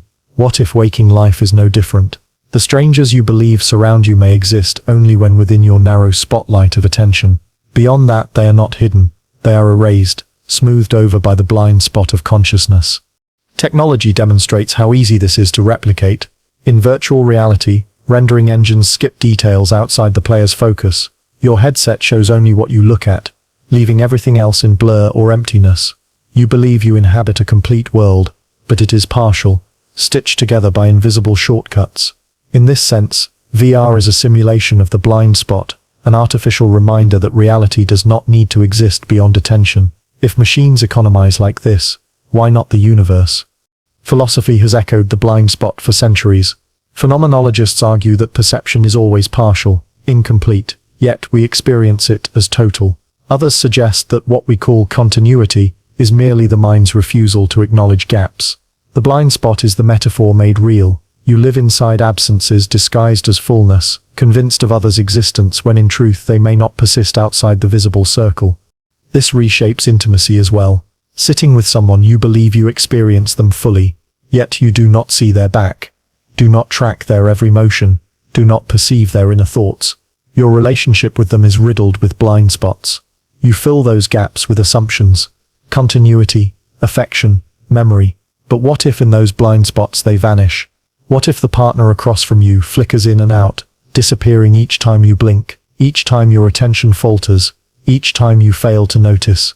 You think you love one continuous being, but perhaps you are loving fragments stitched together by imagination. Even history is dominated by blind spots. Whole lives vanish from record. Farmers, workers, nameless millions, whose existence left no trace. You assume they were real, but for you, they never existed. They occupy a blind spot in time, erased from your world, except for speculation. The few who remain in memory are the ones your perception fills in, like objects patched over in your visual field. What is unseen is indistinguishable from what was never real. The most disturbing part of this theory is its personal edge. You too exist, only within others' perception. When you slip into their blind spots, when they turn away, when their attention drifts, do you vanish for them?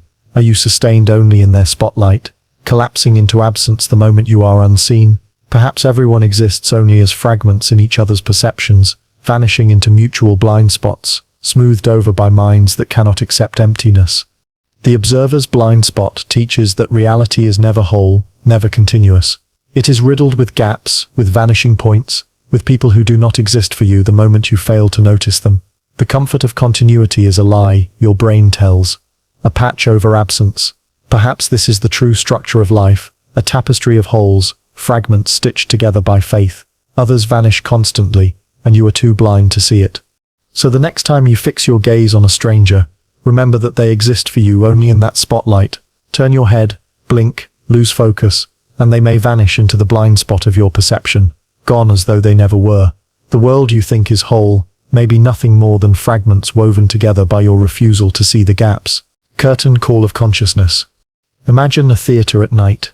The actors have taken their bows, the lights dim, and the curtain falls. You know that backstage, people are still there, changing costumes, gathering props, preparing for tomorrow's performance. Yet for the audience, the show is over. Nothing that happens behind the curtain exists for them. The curtain call of consciousness suggests that people in your life might function the same way. When they exit your perception, their performance ends. The curtain falls, and their consciousness does not continue backstage. Instead, they are erased, waiting to be reassembled only when you encounter them again. Think about how you live as the center of your own stage. Everyone else enters and exits, delivering their lines, playing their roles. But do you ever witness them when the curtain is down? When a friend leaves your sight, when a stranger passes by, when a loved one closes the door, do their thoughts, feelings and inner worlds persist for you? Or do they collapse the moment the spotlight of your awareness no longer shines on them? Perhaps their existence is no more continuous than the play after its final bow. Philosophers have long questioned whether consciousness is private or universal. Solipsism insists you can never prove another mind exists. You see behaviors, hear words, but you cannot access their interior. The curtain call becomes the metaphor for this limit. You see the performance, smiles, gestures, speech, but not the mind behind it. And when the show ends, you assume the mind continues, like actors backstage, yet the theory whispers, perhaps not. Perhaps the performance ends entirely. When you meet them again, it is not the same mind resumed, but a new act beginning with fresh scripts. Psychology adds to this suspicion. Studies on theory of mind show how fragile our assumptions are about others' consciousness. We project feelings and intentions onto them based on scant evidence. When a person is absent, our brains continue projecting, imagining what they must be doing or thinking. But these are stories, not perceptions. You do not observe their hidden continuity. You invent it. The curtain is down, and your mind writes a script to keep the illusion of persistence alive. Dreams reveal how natural this mechanism is. In a dream, characters appear, speak, act, then vanish when you look away. Their consciousness does not continue backstage. When they return, it is not the same figure resumed. It is a new construction, behaving as though continuity existed. The dreamer never questions it. Waking life may operate in exactly the same way, only more smoothly. When you meet someone again, after absence, it may be a new construction wearing the costume of the old. Technology reflects this pattern. In video games, characters perform scripted behaviors when you watch them. When you leave, they despawn, vanish, or pause entirely. They do not continue hidden routines beyond your awareness. When you return, the system spawns them again, convincing you they persisted all along. Non-player characters in games are curtain call performers. Their lives exist only in relation to the player. What if strangers in your world operate the same way, appearing only when you look, vanishing into nothing when you don't? Even memory joins this illusion. You remember a friend leaving your house last night. You recall their words, their expression, their farewell. Today you assume they continue somewhere, living a life you cannot see. But that continuity is a construction of memory, not evidence. In truth, they ended when they left your sight. When you see them again, you treat it as reunion. But it may be debut. The curtain fell, and when it rose again, a new performance began, tailored to match your expectations. The curtain call changes how we understand intimacy. You imagine your loved ones live full lives when you are apart. Yet for you they do not. They are erased the moment you stop perceiving them. The next time you meet, you accept continuity without proof. But perhaps you are always encountering fresh versions, each one born at the moment you look, each one pretending to be the same. Love may be nothing more than faith in the persistence of performances. History, too, is curtain call. Entire civilizations rose and fell beyond your sight. You read about them, see ruins, hear stories. But for you, they exist only as performances revived on the page. Their consciousness is gone. Their curtain fell long ago. What you experience is not their continued being, but reenactments, costumed shadows taking bows in your imagination. This theory even turns inward. When you sleep, your own consciousness ends. The curtain falls on your mind. You trust that you will wake as the same person, with continuity unbroken. But how do you prove it? Each awakening may be a new performance, each morning a new consciousness pretending to be old. The curtain rises, and the play resumes. But the actor behind it may not be the same. The curtain call of consciousness forces a disturbing possibility. Others may not have backstage lives. Their existence may end the moment they leave your sight, their consciousness erased with the fall of the curtain. When they return, what you meet is not the same mind continued, but a new actor, perfectly in character, ready to convince you the play has never stopped. So the next time you say goodbye, watch someone walk away, or close the door behind them, pause, ask yourself, did their inner life continue beyond that moment, or did the curtain fall on them entirely? When you meet again, is it reunion, or is it opening night all over again? Perhaps consciousness is not continuous at all. Perhaps it is a series of acts, each collapsing into silence the moment the curtain falls, each resurrected only when the audience, the observer, arrives to watch once more. The stranger that never was. Picture yourself walking through a busy street at dusk. Neon signs flicker, car horns echo, shoes scuff against the pavement. Dozens of faces blur past you. Some glance your way, some ignore you entirely. You believe each of them is a real person, carrying with them a private history, birthdays, heartbreaks, families, memories. But how do you know? What if some of those faces never truly existed at all? The stranger that never was theory suggests that many of the people you encounter may not be continuous beings, but momentary illusions, conjured to populate your experience. They are there for you in that instant and dissolve as quickly as they appeared, like extras written into a scene but never part of the script again. The suspicion starts with probability. You see hundreds, sometimes thousands of strangers in a single day, yet only a handful remain in memory. The barista who handed you coffee, the driver who cut across the lane, the child who tugged at a parent's arm. Everyone else blurs together and disappears. You never know their names, never hear their voices, never verify their existence beyond a glimpse. For you the rest are shadows, figures without detail, without persistence, and if they leave no trace in perception or memory, can you say they truly existed? Psychologists studying false recognition show how easily the mind invents strangers. People often swear they've seen someone before when they haven't, or fail to recognize someone they've just met.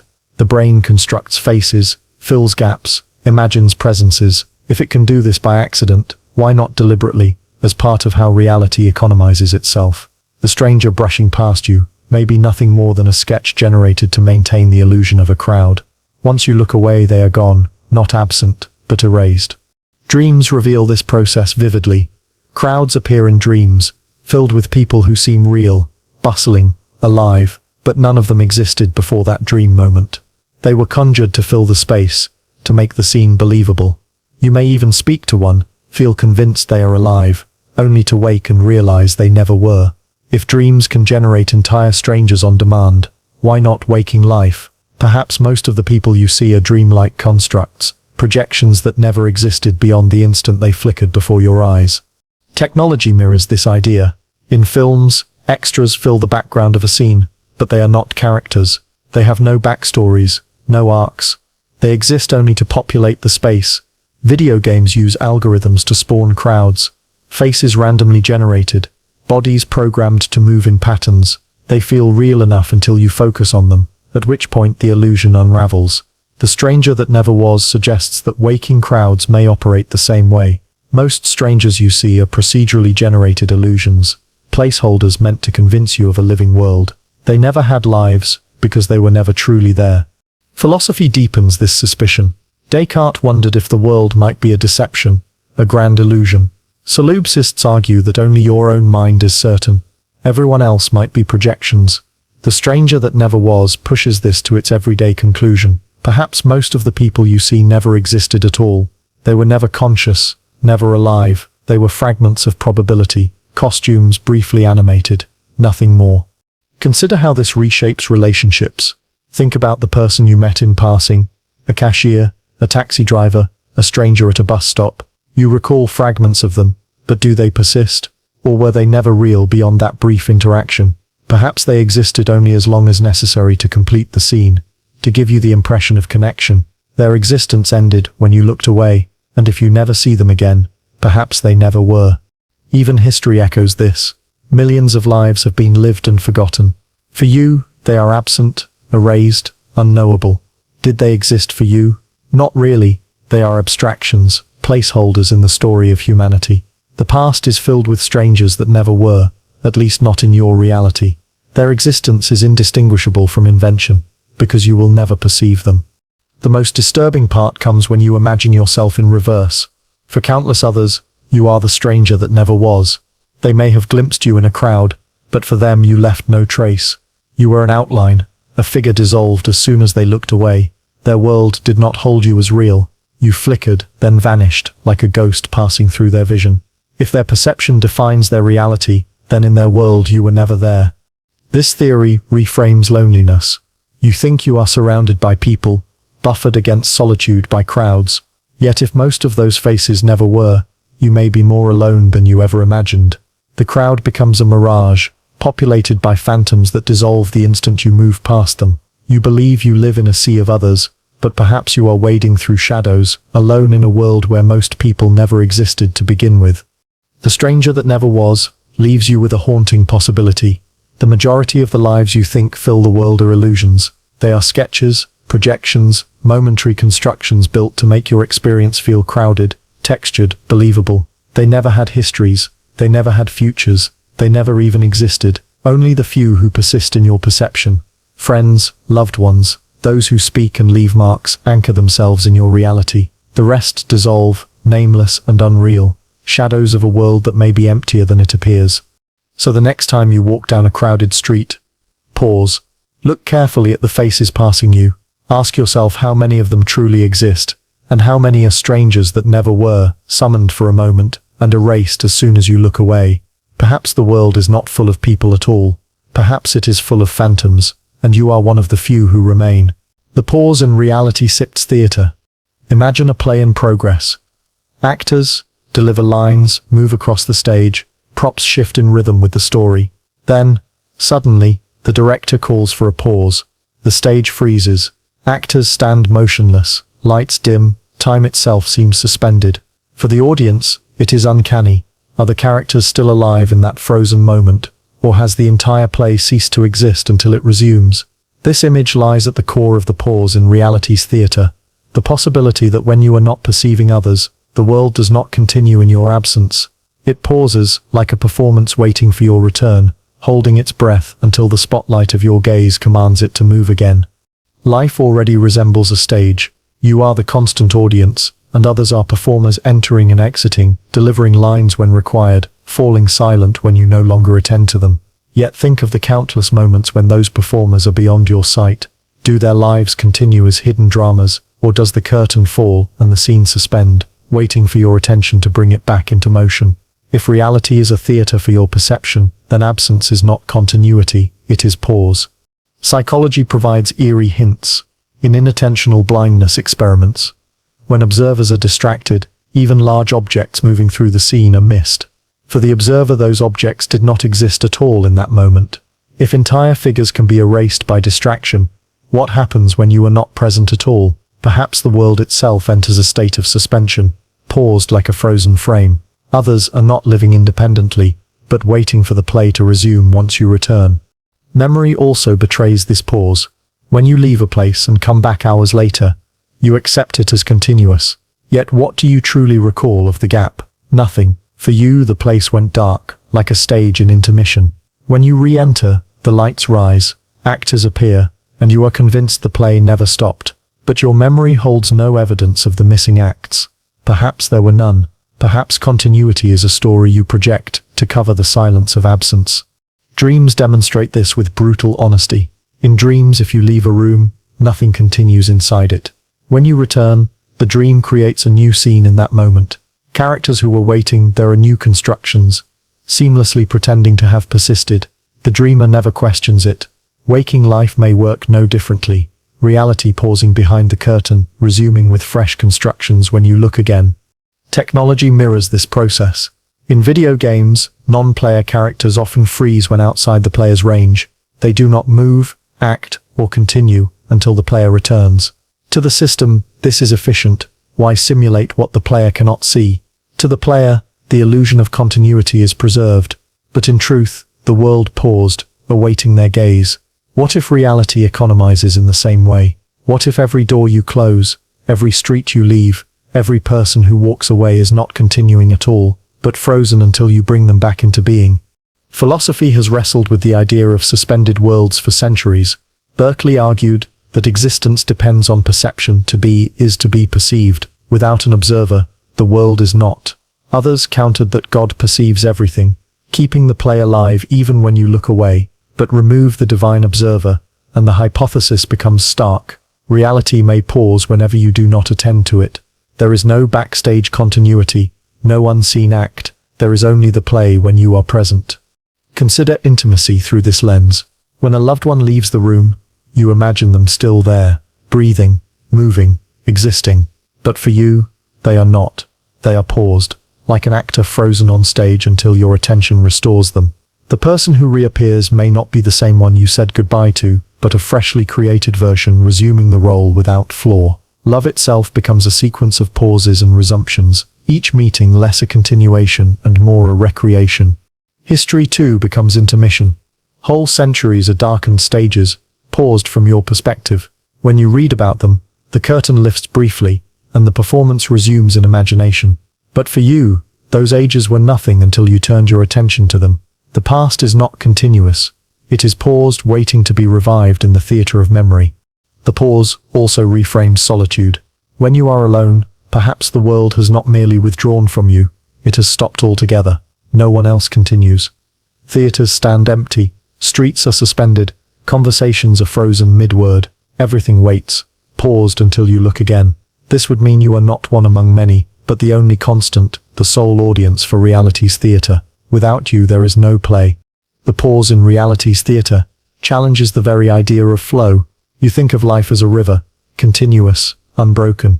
But perhaps it is more like a series of performances, each one halted when unobserved, each one resuming at the instant of return. Others are not actors living full lives beyond your sight.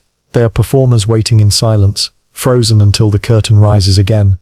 Continuity is not real. It is the illusion of a stage that never truly goes dark, even though it does. So the next time you step out of a room, close a door, or watch someone walk away, pause yourself. Consider whether they are still moving, thinking, existing, or whether the curtain has fallen, leaving them frozen until you choose to look again. Perhaps reality is not one unbroken performance, but a play composed of countless pauses, and you are the only force that can call resume. The hollow gaze theory. You catch someone's eyes across a room. For a moment there is connection, the sense that another consciousness is looking back at you, as alive and aware as yourself. But then the thought intrudes, what if their gaze is hollow? What if there is nothing behind those eyes at all? No inner life, no true existence, only a mask of attention designed to fool you. The hollow gaze theory suggests that many of the people you encounter are not fully real, but projections with empty centers. Their eyes, which should be windows to the soul, are in fact painted glass, convincing from the outside but concealing nothing within. Humans are wired to trust eyes. From infancy we seek them out, anchoring our sense of safety and meaning in the gaze of others. Psychologists show that even newborns track eyes before they track faces.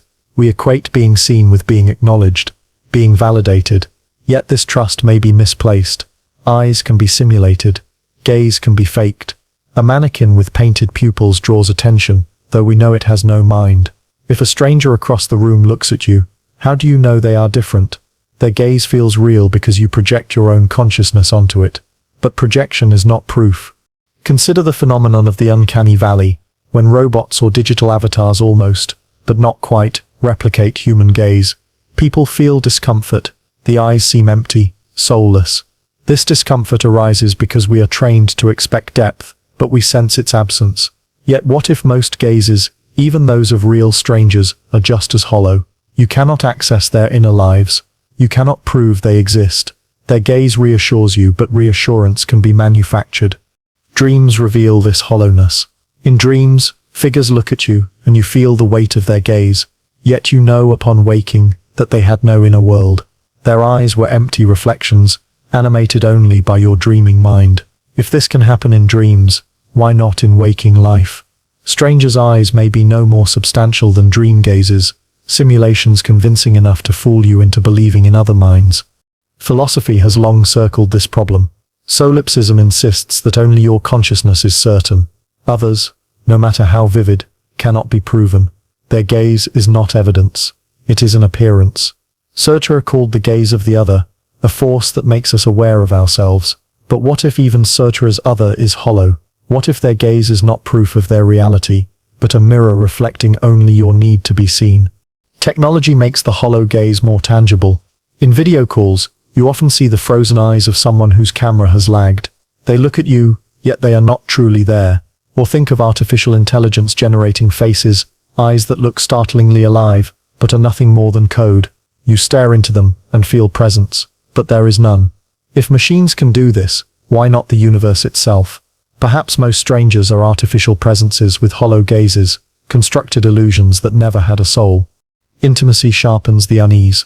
You look into the eyes of someone you love and feel their reality most vividly. Yet even here you cannot know. Their gaze feels full, but fullness is an assumption. You trust it because to doubt would unravel the relationship entirely. Still the question gnaws. What if their gaze too is hollow? What if behind the affection there is nothing but absence? Love would then be less about sharing lives, and more about mutual projection, each filling the other's hollow gaze with imagined depth. History amplifies the paradox. We look into portraits of people long dead, painted eyes meet ours, and we feel presence. Yet we know those gazes are hollow, empty of the consciousness that once lived behind them.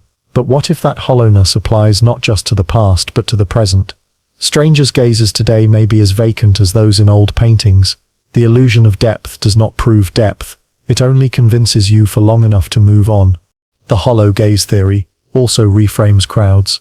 When you walk through a busy station, hundreds of eyes pass over you.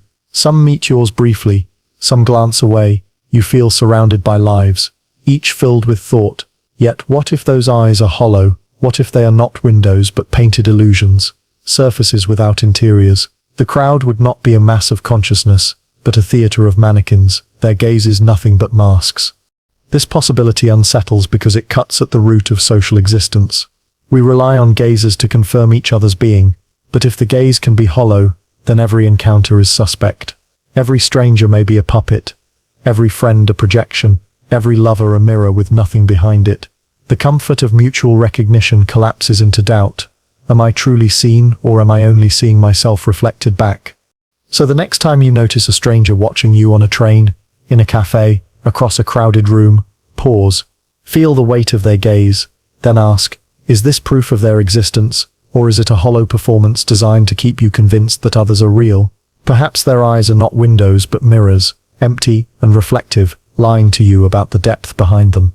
The hollow gaze theory suggests that what you take as the clearest evidence of another mind may be the greatest illusion of all. The stranger sips quantum mask. Imagine standing in a crowded plaza. Dozens of people pass you, faces shifting, expressions flickering, clothing in motion.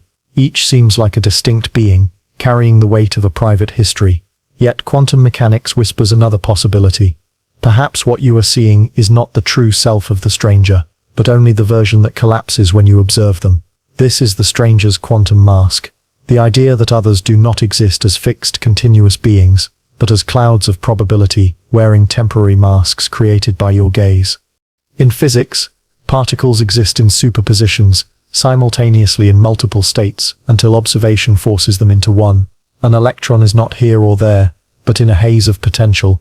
Only when measured does it collapse into a definite position. Apply this logic to strangers, and an unsettling picture emerges.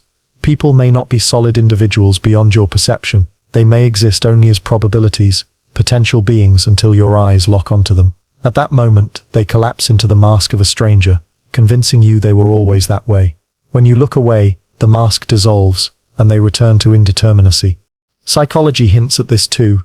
Humans are experts at face perception, instantly recognizing expressions and identities, even when glimpsed briefly.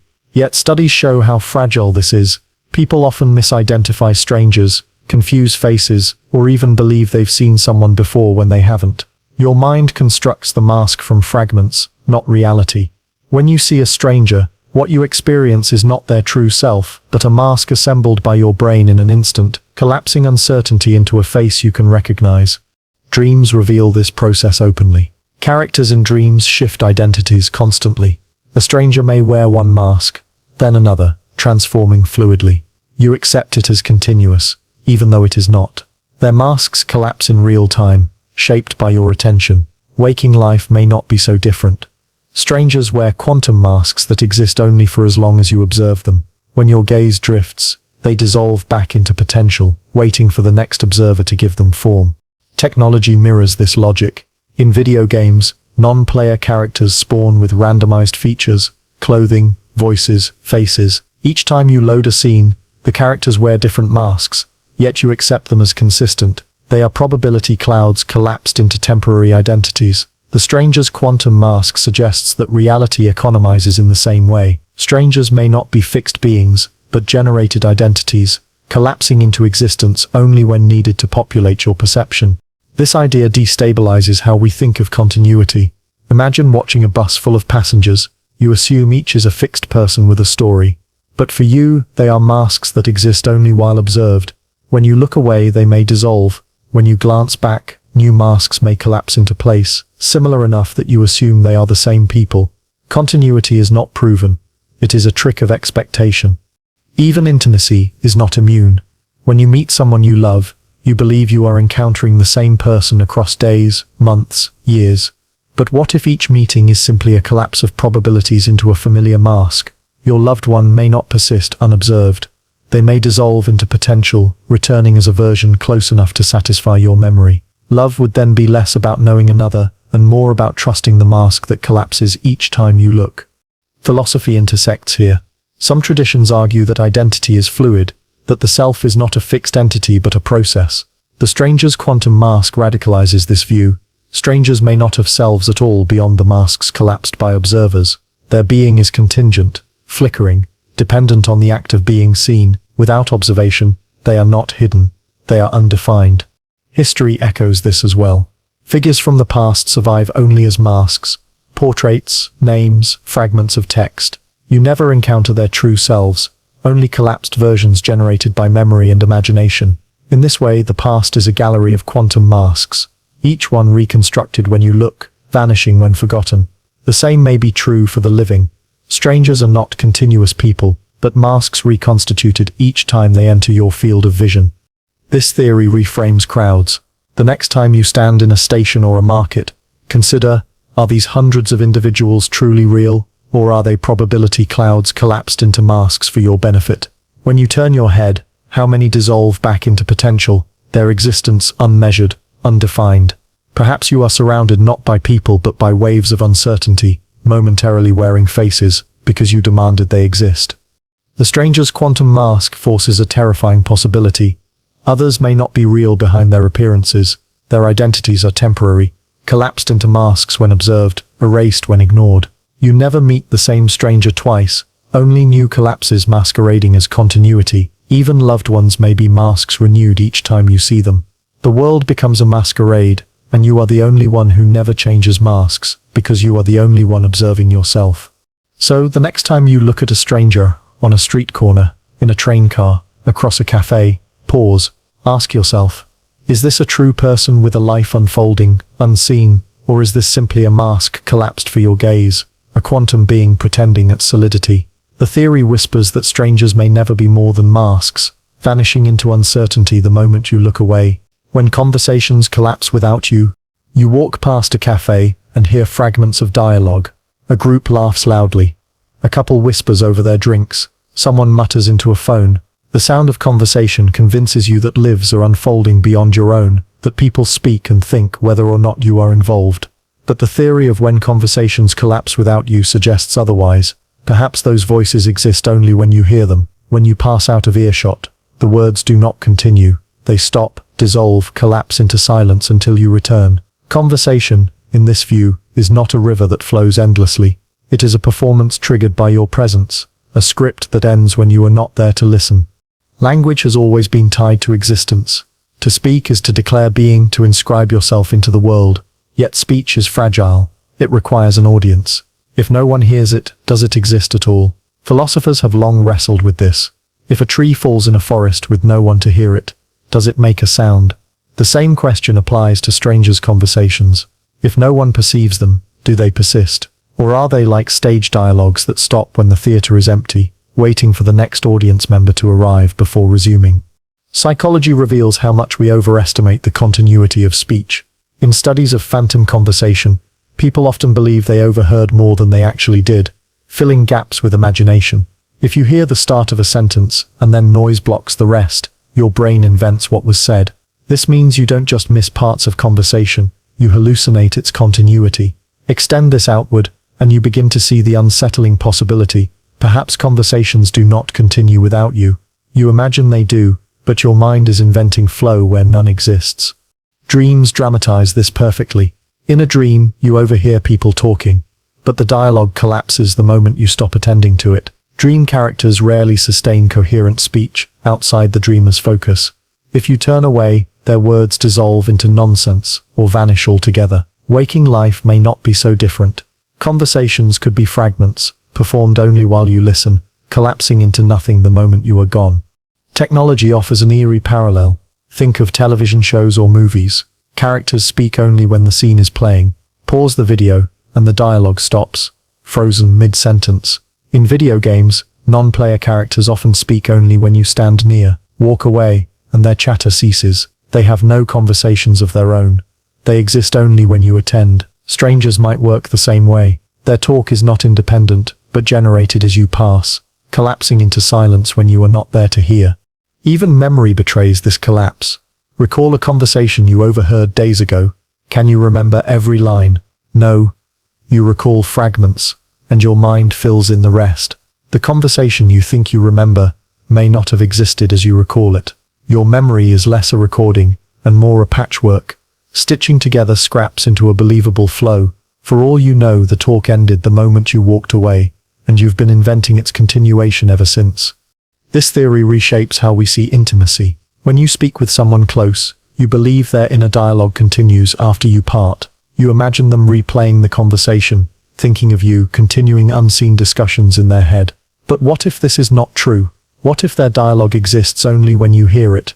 When you are gone, it collapses, and when you return, a new script is written. The continuity you believe in may be nothing but a narrative you project to soften the silence of absence. History too can be reframed. Ancient conversations are lost forever. You read fragments in letters, hear echoes in recorded speeches. But for you, those voices do not persist. They collapse into silence the moment you stop attending to them. History is not filled with continuous conversations. It is filled with gaps, voids, moments of collapse. What we call voices of the past are illusions conjured from fragments. The most unsettling implication is solitude. When you are alone in your room, you imagine conversations unfolding elsewhere, people speaking in cafés, arguing in kitchens, laughing at parties. But if conversations collapse without you, then those imagined voices are lies. Beyond your perception, there may be no talk at all. The world may be silent, waiting only for your presence to animate it again. The when conversations collapse without you theory asks us to confront a frightening idea. Language may not exist independently of your awareness. Others' words may not persist in hidden continuity. They may be fragments, summoned when you pass, collapsing when you leave. Every conversation you overhear may be a script written only for your ears. Every dialogue you imagine continues may be a silence disguised as speech. So the next time you walk past strangers speaking, pause, listen to the fragments, then imagine what happens when you turn the corner. Does the conversation keep flowing without you, or does it collapse entirely, the words dissolving into nothing the moment you can no longer hear them? Perhaps the world is not filled with endless voices after all. Perhaps it is filled with silences, interrupted only by the brief performances that arise when you are near. The vanishing footstep problem. You walk down a quiet street at night. Behind you, footsteps echo in rhythm with your own. You assume someone is following another walker on their own path, a stranger sharing the silence. But what if those footsteps only exist while you hear them? What if the sound itself collapses into nothingness once you turn the corner? The vanishing footstep problem suggests that people may not persist beyond the evidence of your senses. The stranger you think is walking behind you might vanish the instant you stop listening. Their existence is not continuous. It is conditional, collapsing as soon as perception fades. Sound is fragile proof of being. Unlike vision, which holds shapes and colors, sound requires presence in time. A voice, a step, a knock at the door. They exist only in the moment of vibration. When the sound ends, there is no trace. You may imagine continuation, but imagination is not reality. When the footsteps fade, are they continuing elsewhere, or were they only ever summoned for the seconds you heard them? Philosophers frame this as the problem of ephemerality. To exist in sound is to be fleeting. Unlike objects, which can be seen repeatedly, sounds vanish the instant they occur. The footstep is gone, even as you hear it. Its presence is inseparable from its disappearance. When you hear a stranger's steps, you believe they continue, but what you truly know is only a rhythm already dissolving into silence. Beyond your hearing, the stranger might not exist at all. Psychology hints at this collapse. In experiments with auditory continuity, people are played tones interrupted by noise. The brain fills the gaps, creating the illusion the tone continued uninterrupted.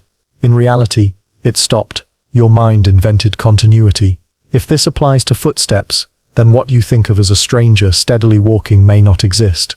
You may be hearing fragments, your brain sewing them together into an illusion of persistence. When you no longer hear, the steps collapse, and with them, the stranger. Dreams reveal the same fragility. In dreams, footsteps appear only when attended to. If you walk in silence, there are none. If you focus, a pursuer's steps emerge, turn your attention away, and they vanish. The dream constructs sound only when you notice it. Perhaps waking life does the same. The footsteps behind you are not proof of an enduring person. They are dreamlike fragments collapsing into silence as soon as you move out of range. Technology offers parallels. In films, sound designers create footsteps to match characters. The actor may not even have made those sounds. They were added later. The audience accepts the illusion. Footsteps equal existence. In video games, the effect is even clearer. NPCs make noise only when near the player. Their footsteps are not continuous. They are triggered events, collapsing into silence when the player moves away. Reality may function no differently. The stranger behind you may be an NPC whose footsteps exist only as long as you hear them. This problem alters how we understand memory. Think of the last time you heard someone walk past. Do you remember the exact sound? Likely not. You carry only the impression of rhythm, the sense of presence. Beyond that, there is nothing. Memory does not store sound as proof. It stores the feeling of having heard. The stranger's footsteps are gone, erased, as though they never were. For you, their existence has collapsed into absence, leaving only a ghostly trace in recollection. Intimacy is touched by this too. When you live with someone, you come to know their footsteps, the way they climb stairs, the rhythm of their approach. You trust those sounds as proof they are real, alive, present. Yet those steps are ephemeral. When the rhythm ends, you cannot hold them. They vanish instantly, and with them, perhaps the being you thought you knew. Each new footstep is not the same as the last. It is a new collapse of presence, a reappearance stitched into the illusion of continuity. History echoes this paradox. Think of ancient soldiers marching, crowds crossing cobblestones, processions through city streets. Their footsteps filled the world once. But where are they now? Gone, dissolved completely. For you, they never existed. You imagine them. But imagination is not sound. Their absence is indistinguishable from non-being. The footsteps of history are proof only of how quickly existence collapses into silence. The vanishing footstep problem leaves us with a troubling possibility. You can never prove that footsteps belong to continuous beings. They may be fragments, noises generated to convince you of presence. When they fade, the people themselves may fade too. Each new sound is a fresh creation, not the persistence of a life beyond your awareness. Continuity is a story told by rhythm, but rhythm is always vanishing. So the next time you walk at night and hear footsteps behind you, pause, listen carefully, then ask yourself, are those steps the evidence of another life moving alongside yours, or are they temporary echoes, collapsing the moment you stop attending to them? Perhaps strangers exist only as sounds in passing, and when the silence returns they vanish with it, like voices cut mid-sentence, like music ended too soon. The world may not be filled with endless footsteps after all, it may be filled with silence, interrupted only by the brief illusions of lives that never truly persist beyond your hearing. Faces painted by attention. Walk through a crowded street, and notice how faces appear in flashes. You glance left, and a stranger's face becomes vivid, creases in their skin, the twitch of an eyelid, the curve of a mouth. Then you look away, and the details vanish. When you turn back, the face feels continuous. But is it? The theory of faces painted by attention suggests that others' identities do not exist as stable, independent forms. Their faces are painted onto emptiness by your attention, constructed in the instant you look at them, and erased the moment your focus shifts. Psychology reveals the fragility of face perception. Humans are wired for pareidolia, seeing faces even in random patterns. We find them in clouds, sockets, peeling paint. This shows how desperate the brain is to paint faces onto surfaces. Now extend this to strangers. Perhaps the faces you see are not pre-existing, but painted onto the canvas of probability by your own perception. When you attend to someone, the brushstrokes of attention create their face. When you stop, the canvas goes blank again. Change blindness experiments reinforce this. Researchers swap one person for another during a conversation, and many participants fail to notice. Why? Because the brain does not store stable facial detail. It paints faces only when required. The stranger you see may not be the same one you saw seconds earlier. Attention collapses them into form each time, convincing you of continuity where none exists. Dreams reveal this trick with even greater clarity. Faces in dreams are unstable, shifting rapidly. You recognize someone, then blink, and their face changes entirely. Yet within the dream, it feels natural. The dream paints faces when needed, with no commitment to consistency. Waking life may function the same way, only more subtly. The faces of strangers are dreamlike paintings, appearing when you look, dissolving when you don't. Technology mirrors this process. In video games, character faces are generated dynamically when you look at them. When you turn away, the details are unloaded, blurred, or erased. Only what you attend to is rendered fully. Perhaps your mind works the same way. Attention is the rendering engine. Without it, there are no faces. Only blankness, waiting for perception to paint features into being. This destabilizes intimacy. You look into a loved one's face and feel you know every line. But even here, attention is the painter.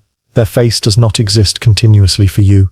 Each moment you look, it is repainted, slightly different each time. Continuity is an illusion, a gallery of shifting portraits stitched together by memory. The person you love may not have a stable face at all. They are a series of painted appearances, refreshed whenever your attention demands it. History deepens the unease. Consider portraits from centuries ago. You look at painted faces and feel presence, even though you know they were constructed by an artist. But what if all faces are like that, artificially constructed each time they are attended to? The stranger's face you glimpse today may be no more stable than the painted ones hanging in a museum. Both exist only when you look. Both vanish into nothingness when you don't. The faces painted by attention theory suggests that no one has a fixed identity in your world. Others are canvases that attention decorates with eyes, mouths, expressions. Without you, their faces may not exist at all. They are painted illusions, collapsing into blankness the moment you look away. So the next time you meet the eyes of a stranger, pause. Notice the details your attention paints, the lines, the shadows, the fleeting expressions. Then ask yourself, is this a real face, or is it only brushstrokes conjured by your gaze, destined to vanish into emptiness as soon as you turn away? The stranger sips dreamlike shell. Imagine passing someone on a street at twilight. Their body is solid enough, their clothes rustle, their footsteps sound against the pavement.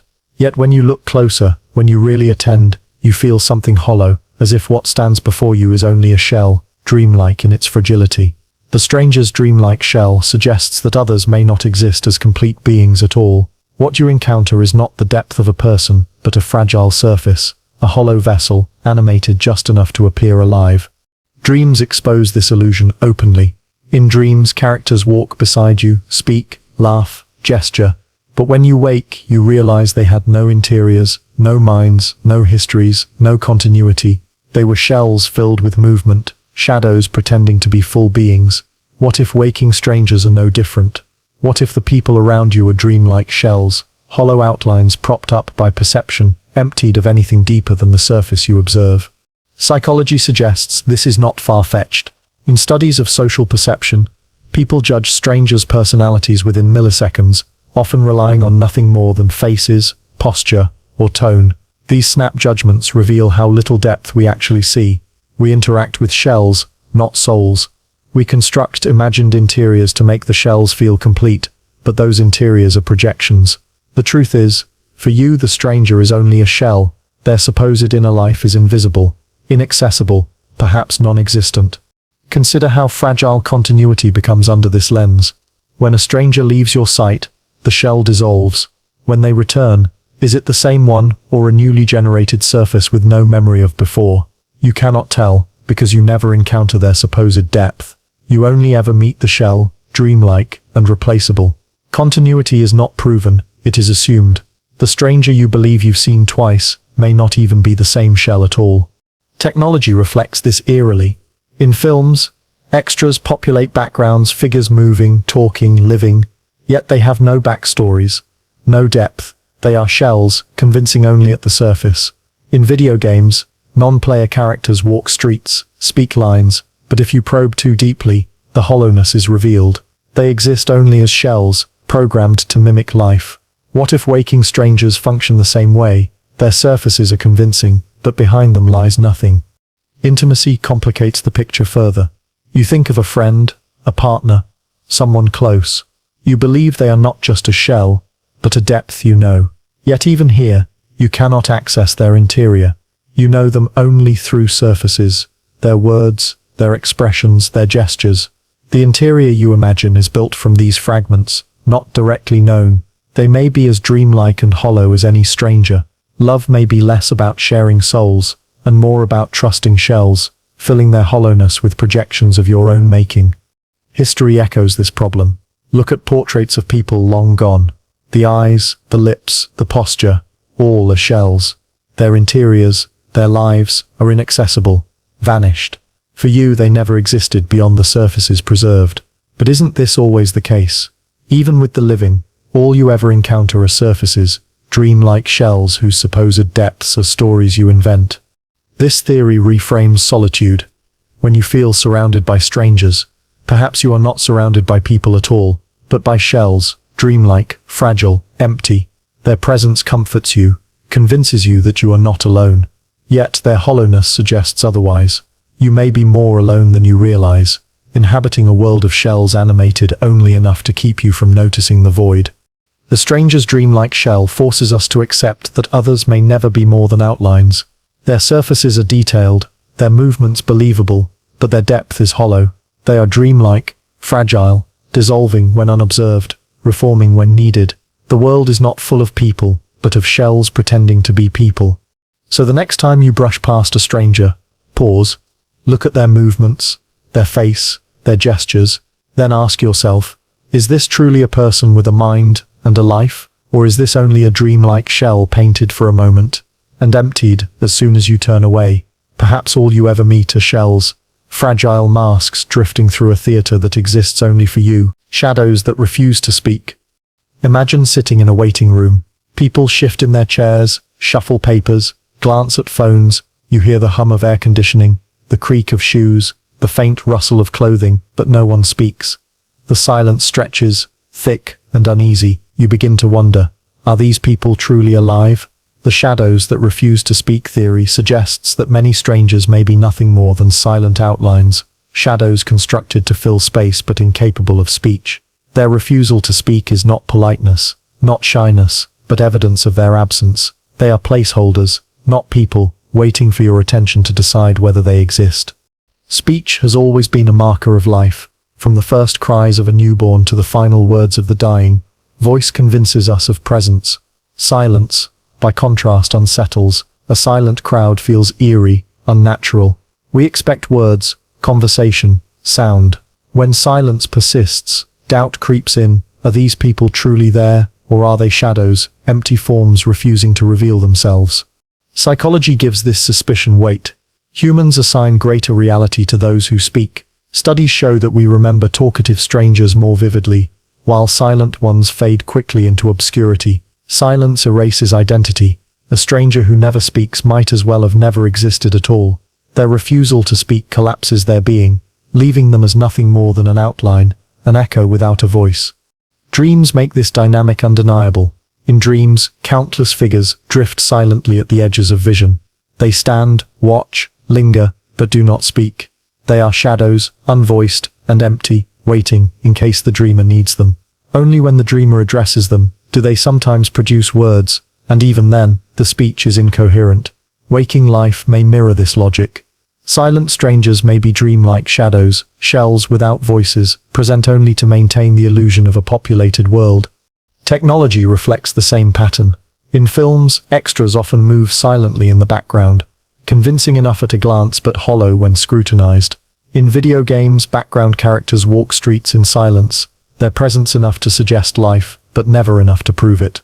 They are shadows that refuse to speak, created only to populate the scene. Strangers in your world may serve the same function, visual fullness without interior reality, silent enough to conceal the emptiness within. Consider how silence transforms intimacy.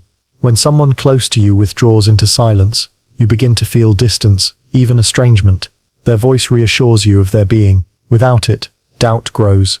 Are they thinking? Are they present? Or have they vanished into absence, leaving only a shadow behind? Even those you love may become shadows if they refuse to speak. Their silence is not neutral. It is a collapse of proof, a fading into fragility. History, too, is filled with shadows that refuse to speak. Countless lives, left no records, no words, no voices. For us, they are absent, unknowable, silent shadows in the corridors of time. Without speech, they are not people to us. They are voids. Their refusal to speak, or their erasure, renders them non-existent in our world. We rely on speech to animate the past. Without it, history becomes a gallery of silent shadows. This theory reframes solitude. You may sit in a crowded train, surrounded by dozens, yet if no one speaks, you may feel utterly alone. The silence reveals the hollowness of the crowd. Their refusal to speak suggests they may not be real at all. You are surrounded not by people but by shadows, outlines without voices. Your sense of connection collapses, replaced by the suspicion that you are the only true presence, trapped in a world of silent phantoms. The shadows that refuse to speak whisper a disturbing truth. Voice is the only proof of existence you are given. Without it, others may not exist. Strangers who remain silent may not be people at all, but props, shadows dressed in human form, waiting to vanish once your gaze moves on. You assume they are real because you see their forms, but form without voice is emptiness. Silence is absence disguised as presence. So the next time you find yourself in a room of strangers who say nothing, listen closely. Hear the silence stretching between them, thick and heavy. Then ask yourself, are these people truly here, or are they shadows that refuse to speak, empty outlines painted into your world? Perhaps only those who speak are real, and the rest are phantoms. Silent placeholders destined to dissolve the moment you look away. The flicker of half-real beings. You sit on a park bench at dusk, watching people drift past. Some appear vivid, faces sharp, voices clear, gestures fluid. Others blur at the edges, as if their presence wavers. They exist in fragments. A coat sleeve here, a glance there, the faint sound of steps fading too quickly. You sense something uncanny, as though these are not full beings at all, but flickering presences, half real and incomplete. The flicker of half-real beings suggests that many strangers around you are not fully constructed. They exist only in partial form, flickering between presence and absence, never solid enough to be whole. Psychology hints at this through peripheral vision. At the edges of sight, detail collapses.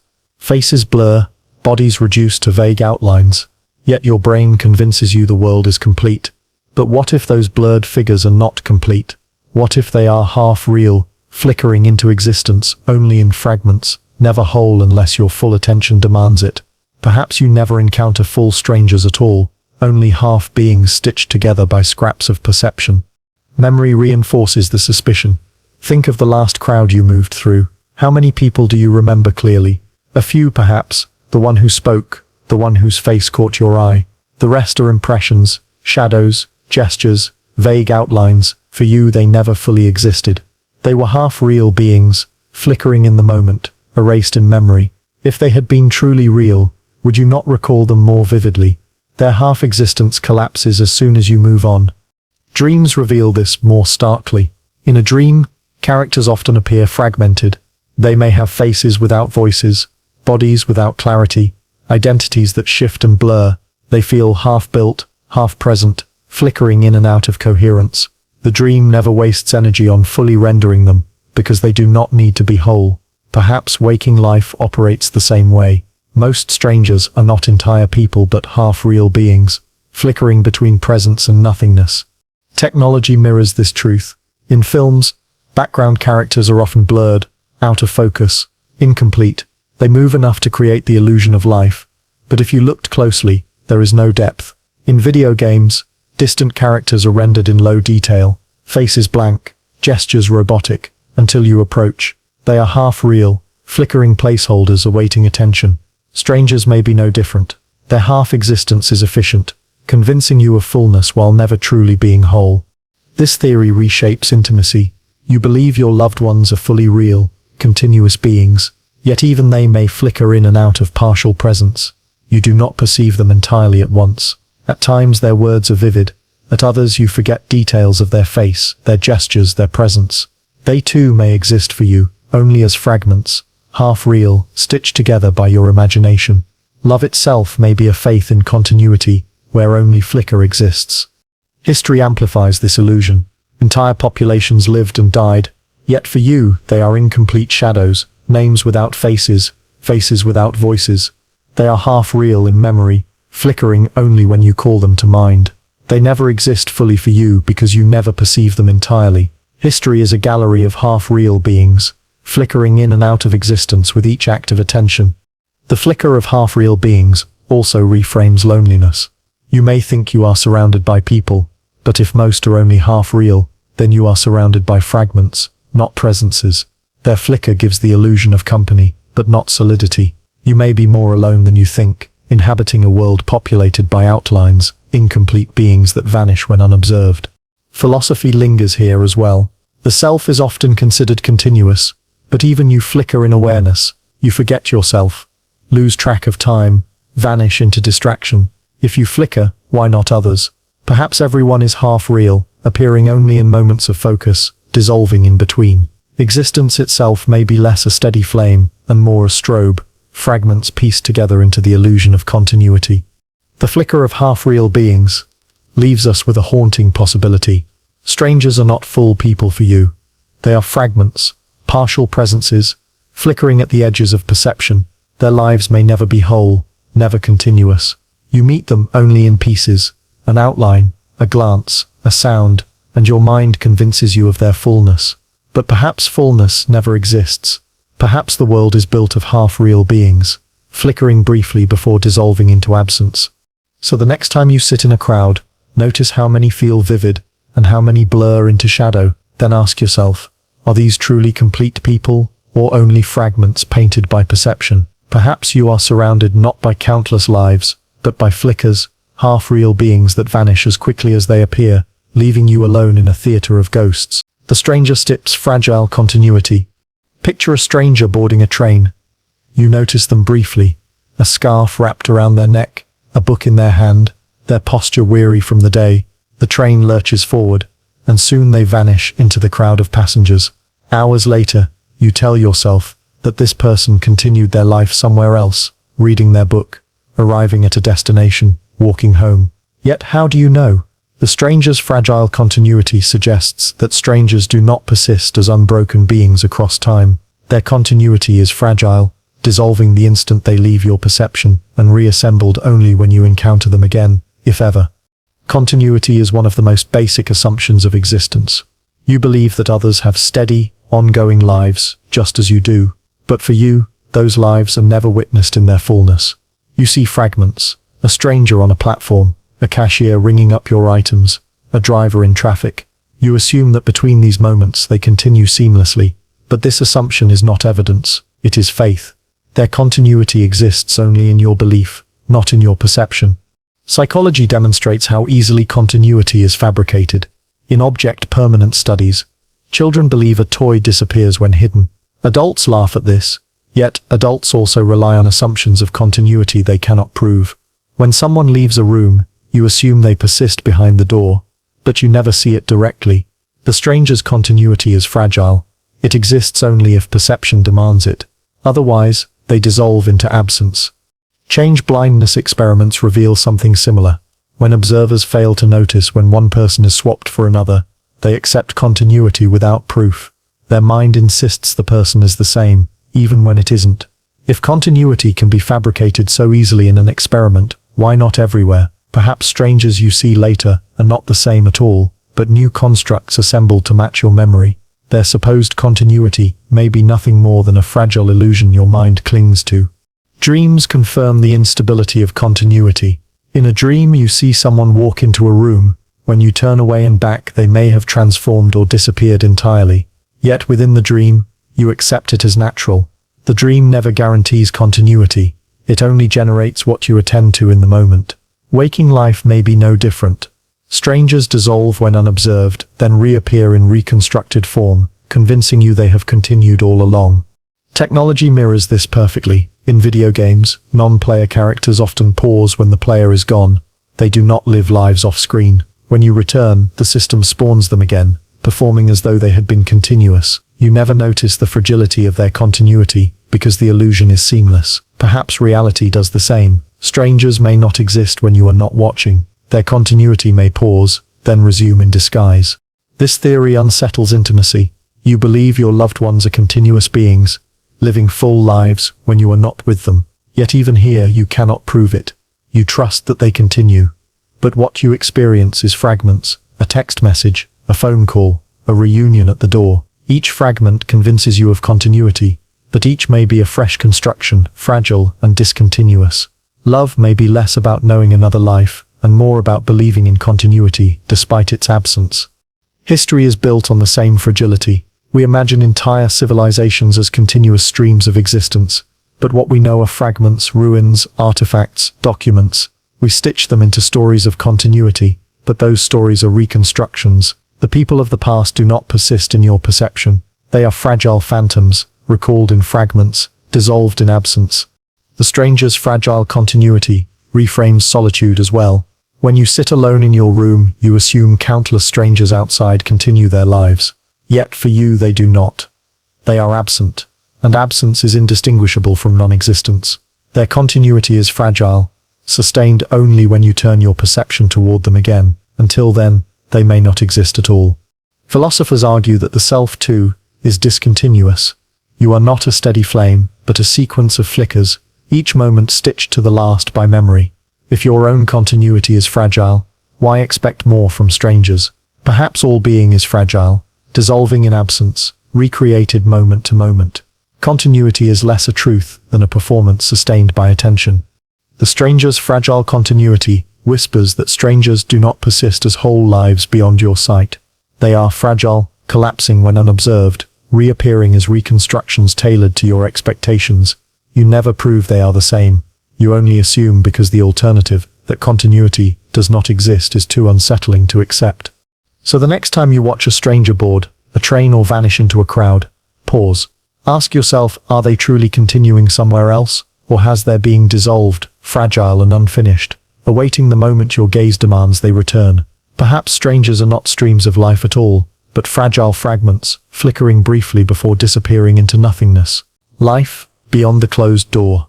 You watch someone step into a room and close the door behind them. The latch clicks, the sound fades, and suddenly they are gone. You cannot see them, cannot hear them, cannot prove they continue.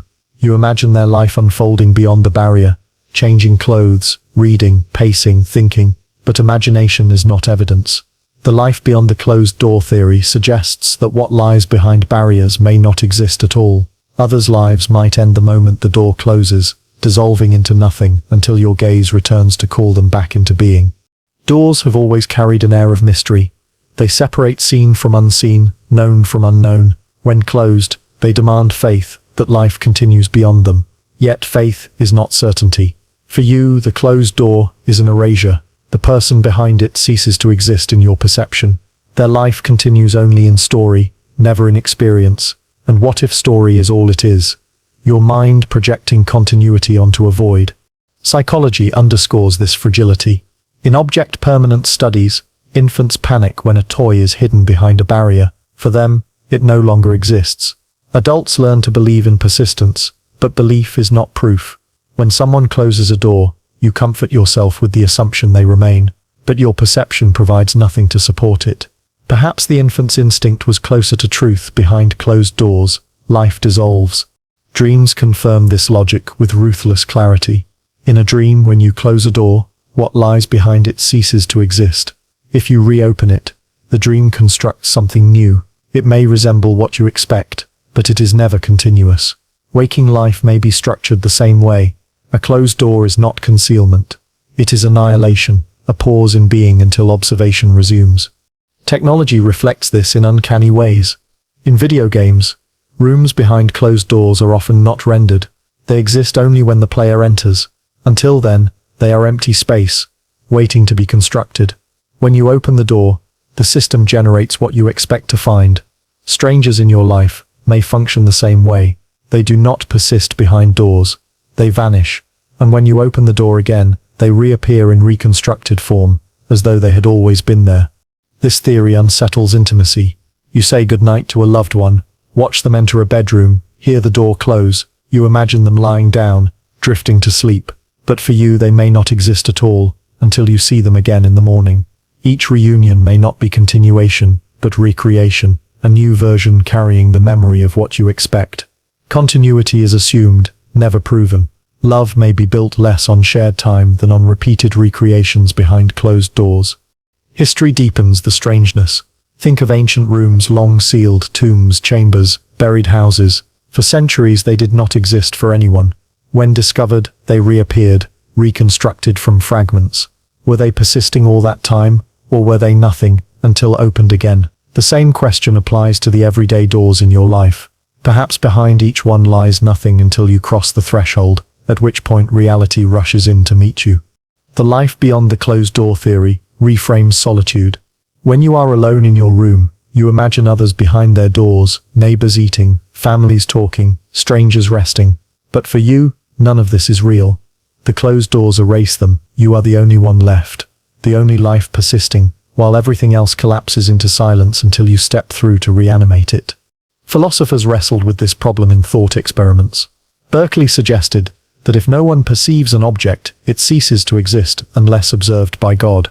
Remove that divine perception, and reality becomes riddled with gaps, each door a boundary between being and non-being. What you call faith in others' persistence is a refusal to face the void.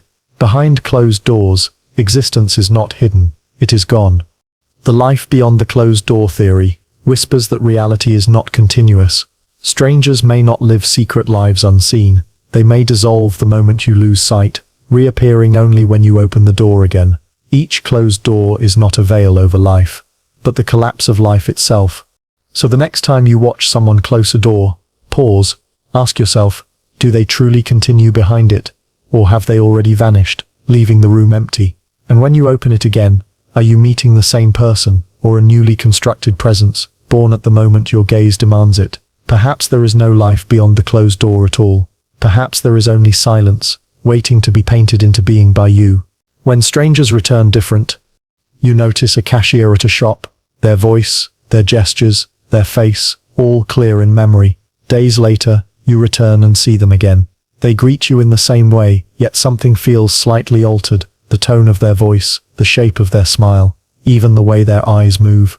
You brush it off as mood, lighting, fatigue, but the when strangers return different theory suggests something more unsettling. Strangers may not be continuous beings who change subtly over time. Instead, each time you encounter them, you may be meeting a new version, a reconstruction designed to resemble your memory while never being truly the same. Continuity, for strangers, is always assumed, but never proven.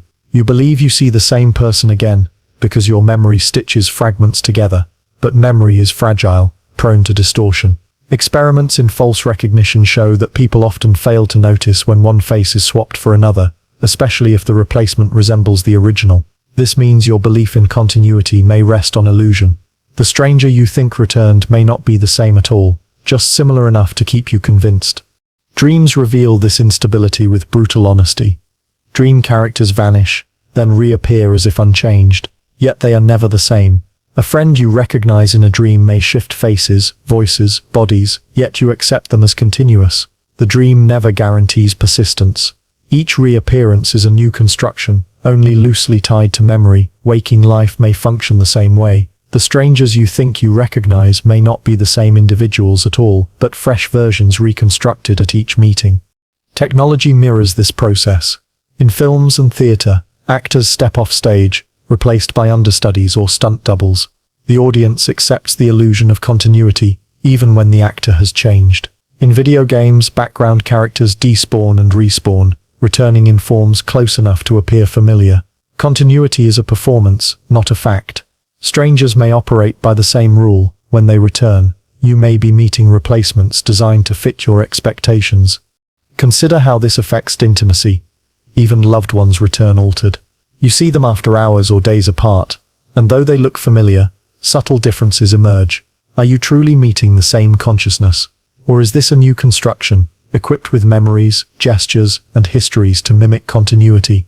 The comfort you feel may be built on faith, not truth. Perhaps no one returns the same. Each reappearance is a quiet substitution. History reinforces this suspicion. Figures you revisit in books, letters, or photographs are never the same as before. Each time you see them differently, your perception altered.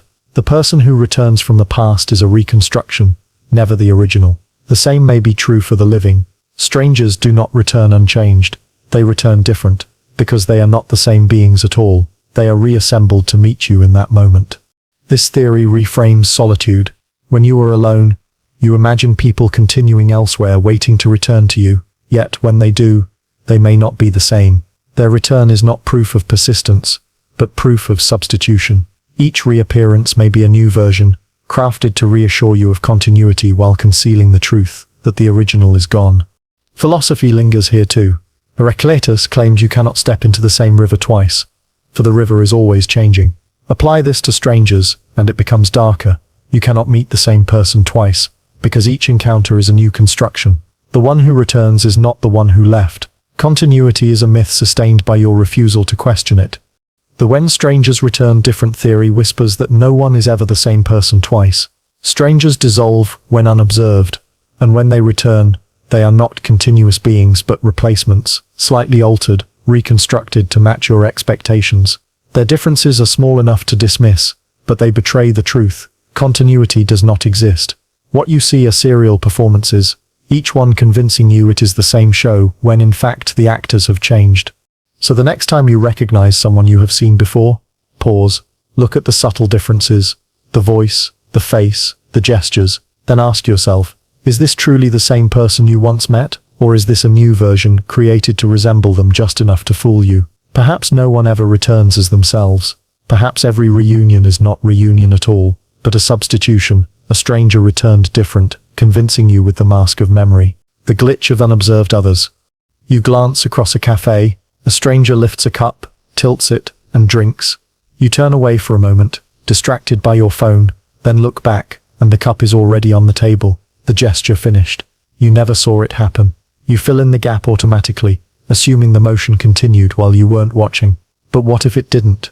The glitch of unobserved others suggests that people may not persist smoothly when you are not perceiving them. Instead, they stutter, skip, or glitch, jumping from one observed state to the next, with no continuity in between. Psychology offers hints of this fragility in experiments on change blindness. When observers are distracted for even a fraction of a second, entire alterations go unnoticed. One person is swapped for another, objects appear or disappear, yet participants insist nothing changed. The brain assumes continuity where none was proven. Strangers, when unobserved, may not transition smoothly at all. They may glitch, leaping from one state to another, your mind sewing the jump together with the illusion of flow. Dreams display this openly. In dreams, you rarely see the full arc of an action. A character begins to move, then suddenly the action is complete, as if whole sequences of time collapsed into a single cut. You accept it, never questioning the glitch. Waking life may not be so different. Strangers may exist only in fragments, skipping between observed frames. Their continuity may be a story you invent to disguise the glitches. Technology makes this familiar. In films, a poorly edited scene skips awkwardly from one position to another. In video calls, lag causes faces to freeze, then jump forward suddenly.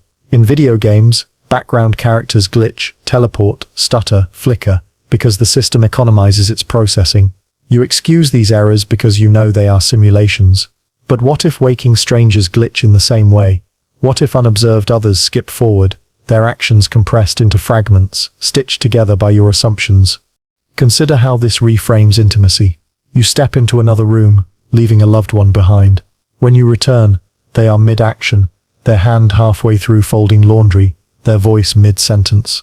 Did they truly move smoothly through the gap, or did their existence glitch forward, beginning one state and reappearing in another, the middle lost in absence? Their continuity is never witnessed, only implied. Each reunion may be less continuity, and more resumption from a skipped frame. History too is riddled with glitches. Centuries vanish between artifacts. Decades collapse between documents. We assume lives continued smoothly, but what we see are fragments, snapshots with nothing in between. The people of the past may never have had continuity at all. For us, their existence is glitchy, skipping across time, their lives nothing more than a stuttered sequence of fragments. The glitch of unobserved others also reshapes solitude. When you are alone, you imagine strangers elsewhere living continuously. Yet for you, they are absent. If they reappear, their state may be entirely different. Were they living smoothly while unobserved? Or did they glitch from absence to presence, leaping like corrupted frames in a film? Perhaps there is no unseen continuity, only observed fragments, disguised by your mind as a flow. Philosophy intersects here. Zeno's paradox asked whether motion is ever continuous, or only an illusion stitched from infinite still points. The glitch of unobserved others extends this. People may not move through unbroken time, they may exist only in frames you observe. Everything in between may be absent, never real. Continuity is not lived, it is imposed retroactively. This theory unsettles daily life.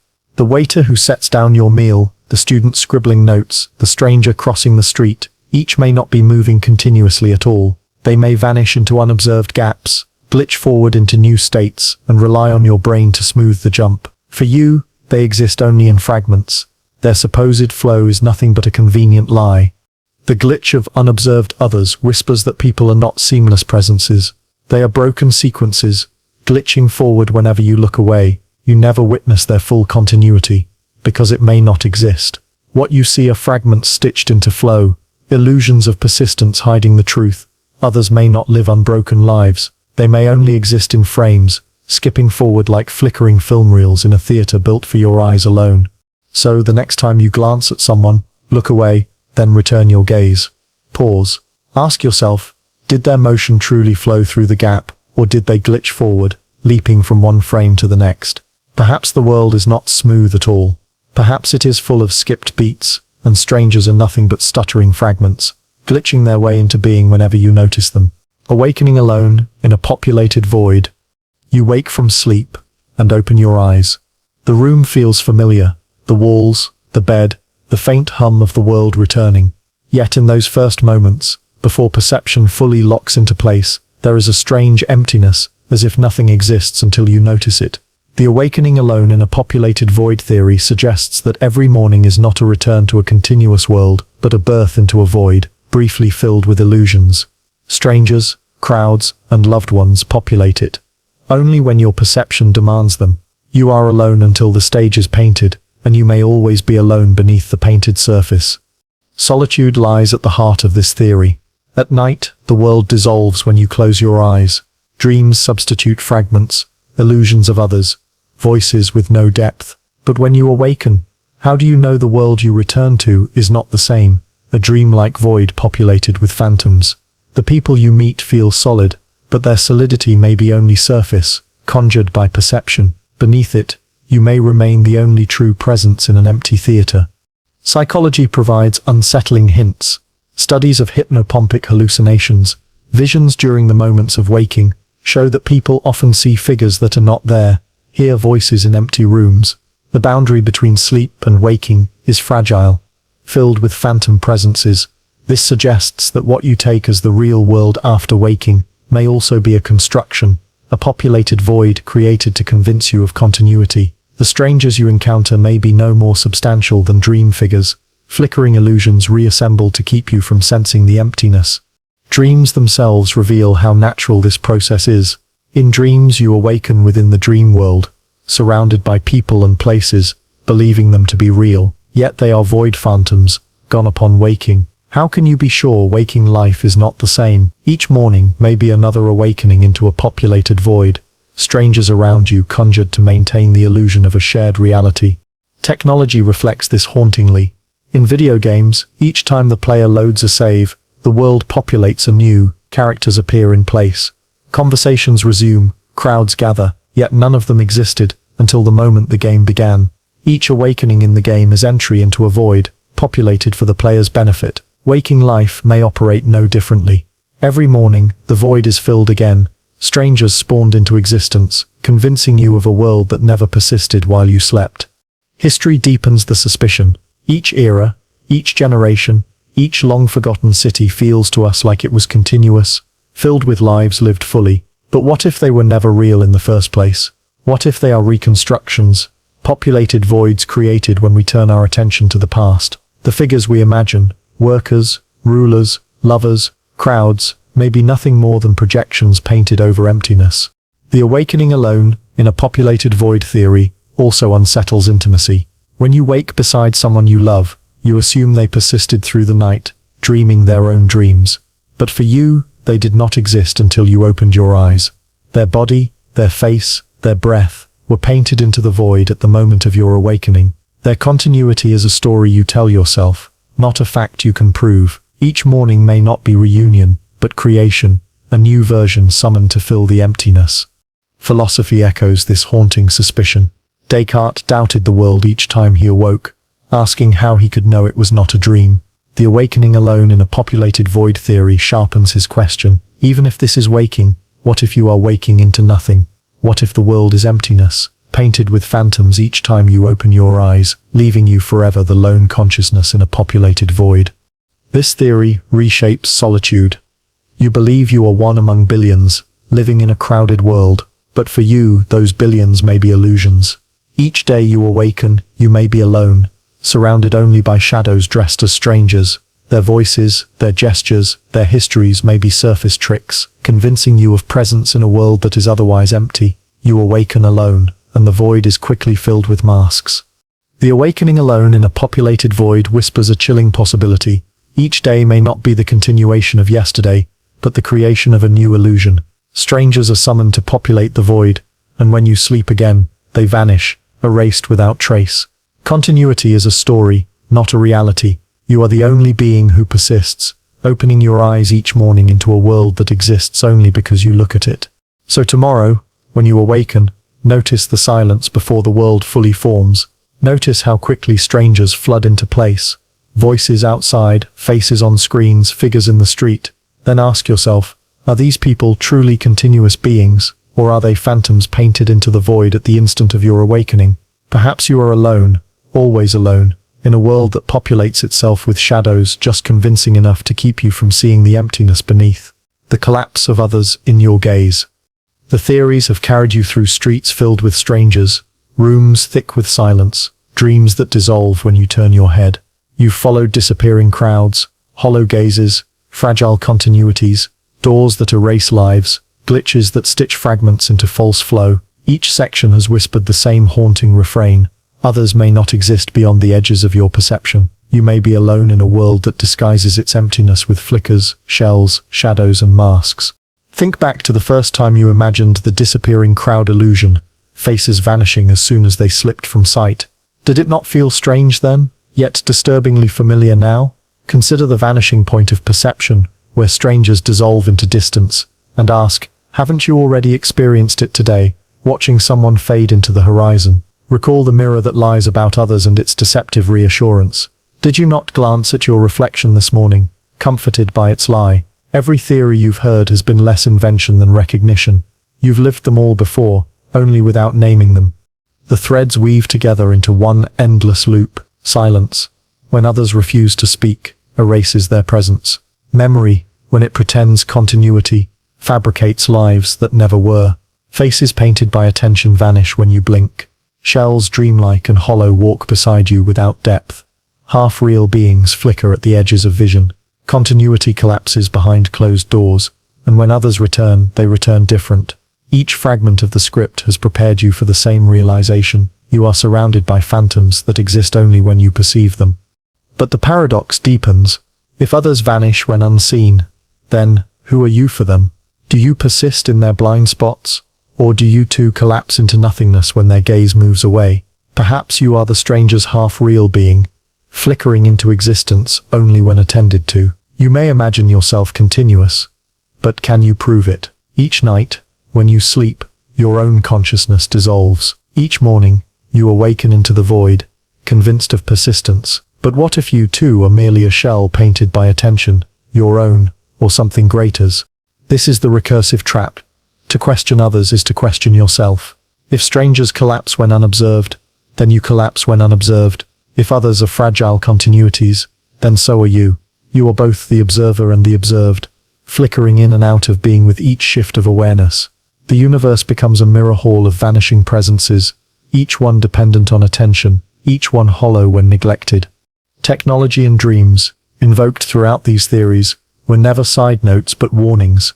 The glitches of video games, the shells of background characters, the procedural masks of simulations, these were not metaphors, they were hints. Reality economizes. It renders only what is needed for the observer.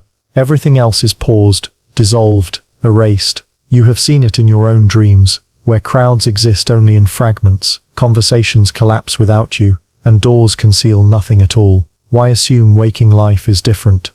History too joins the recursion.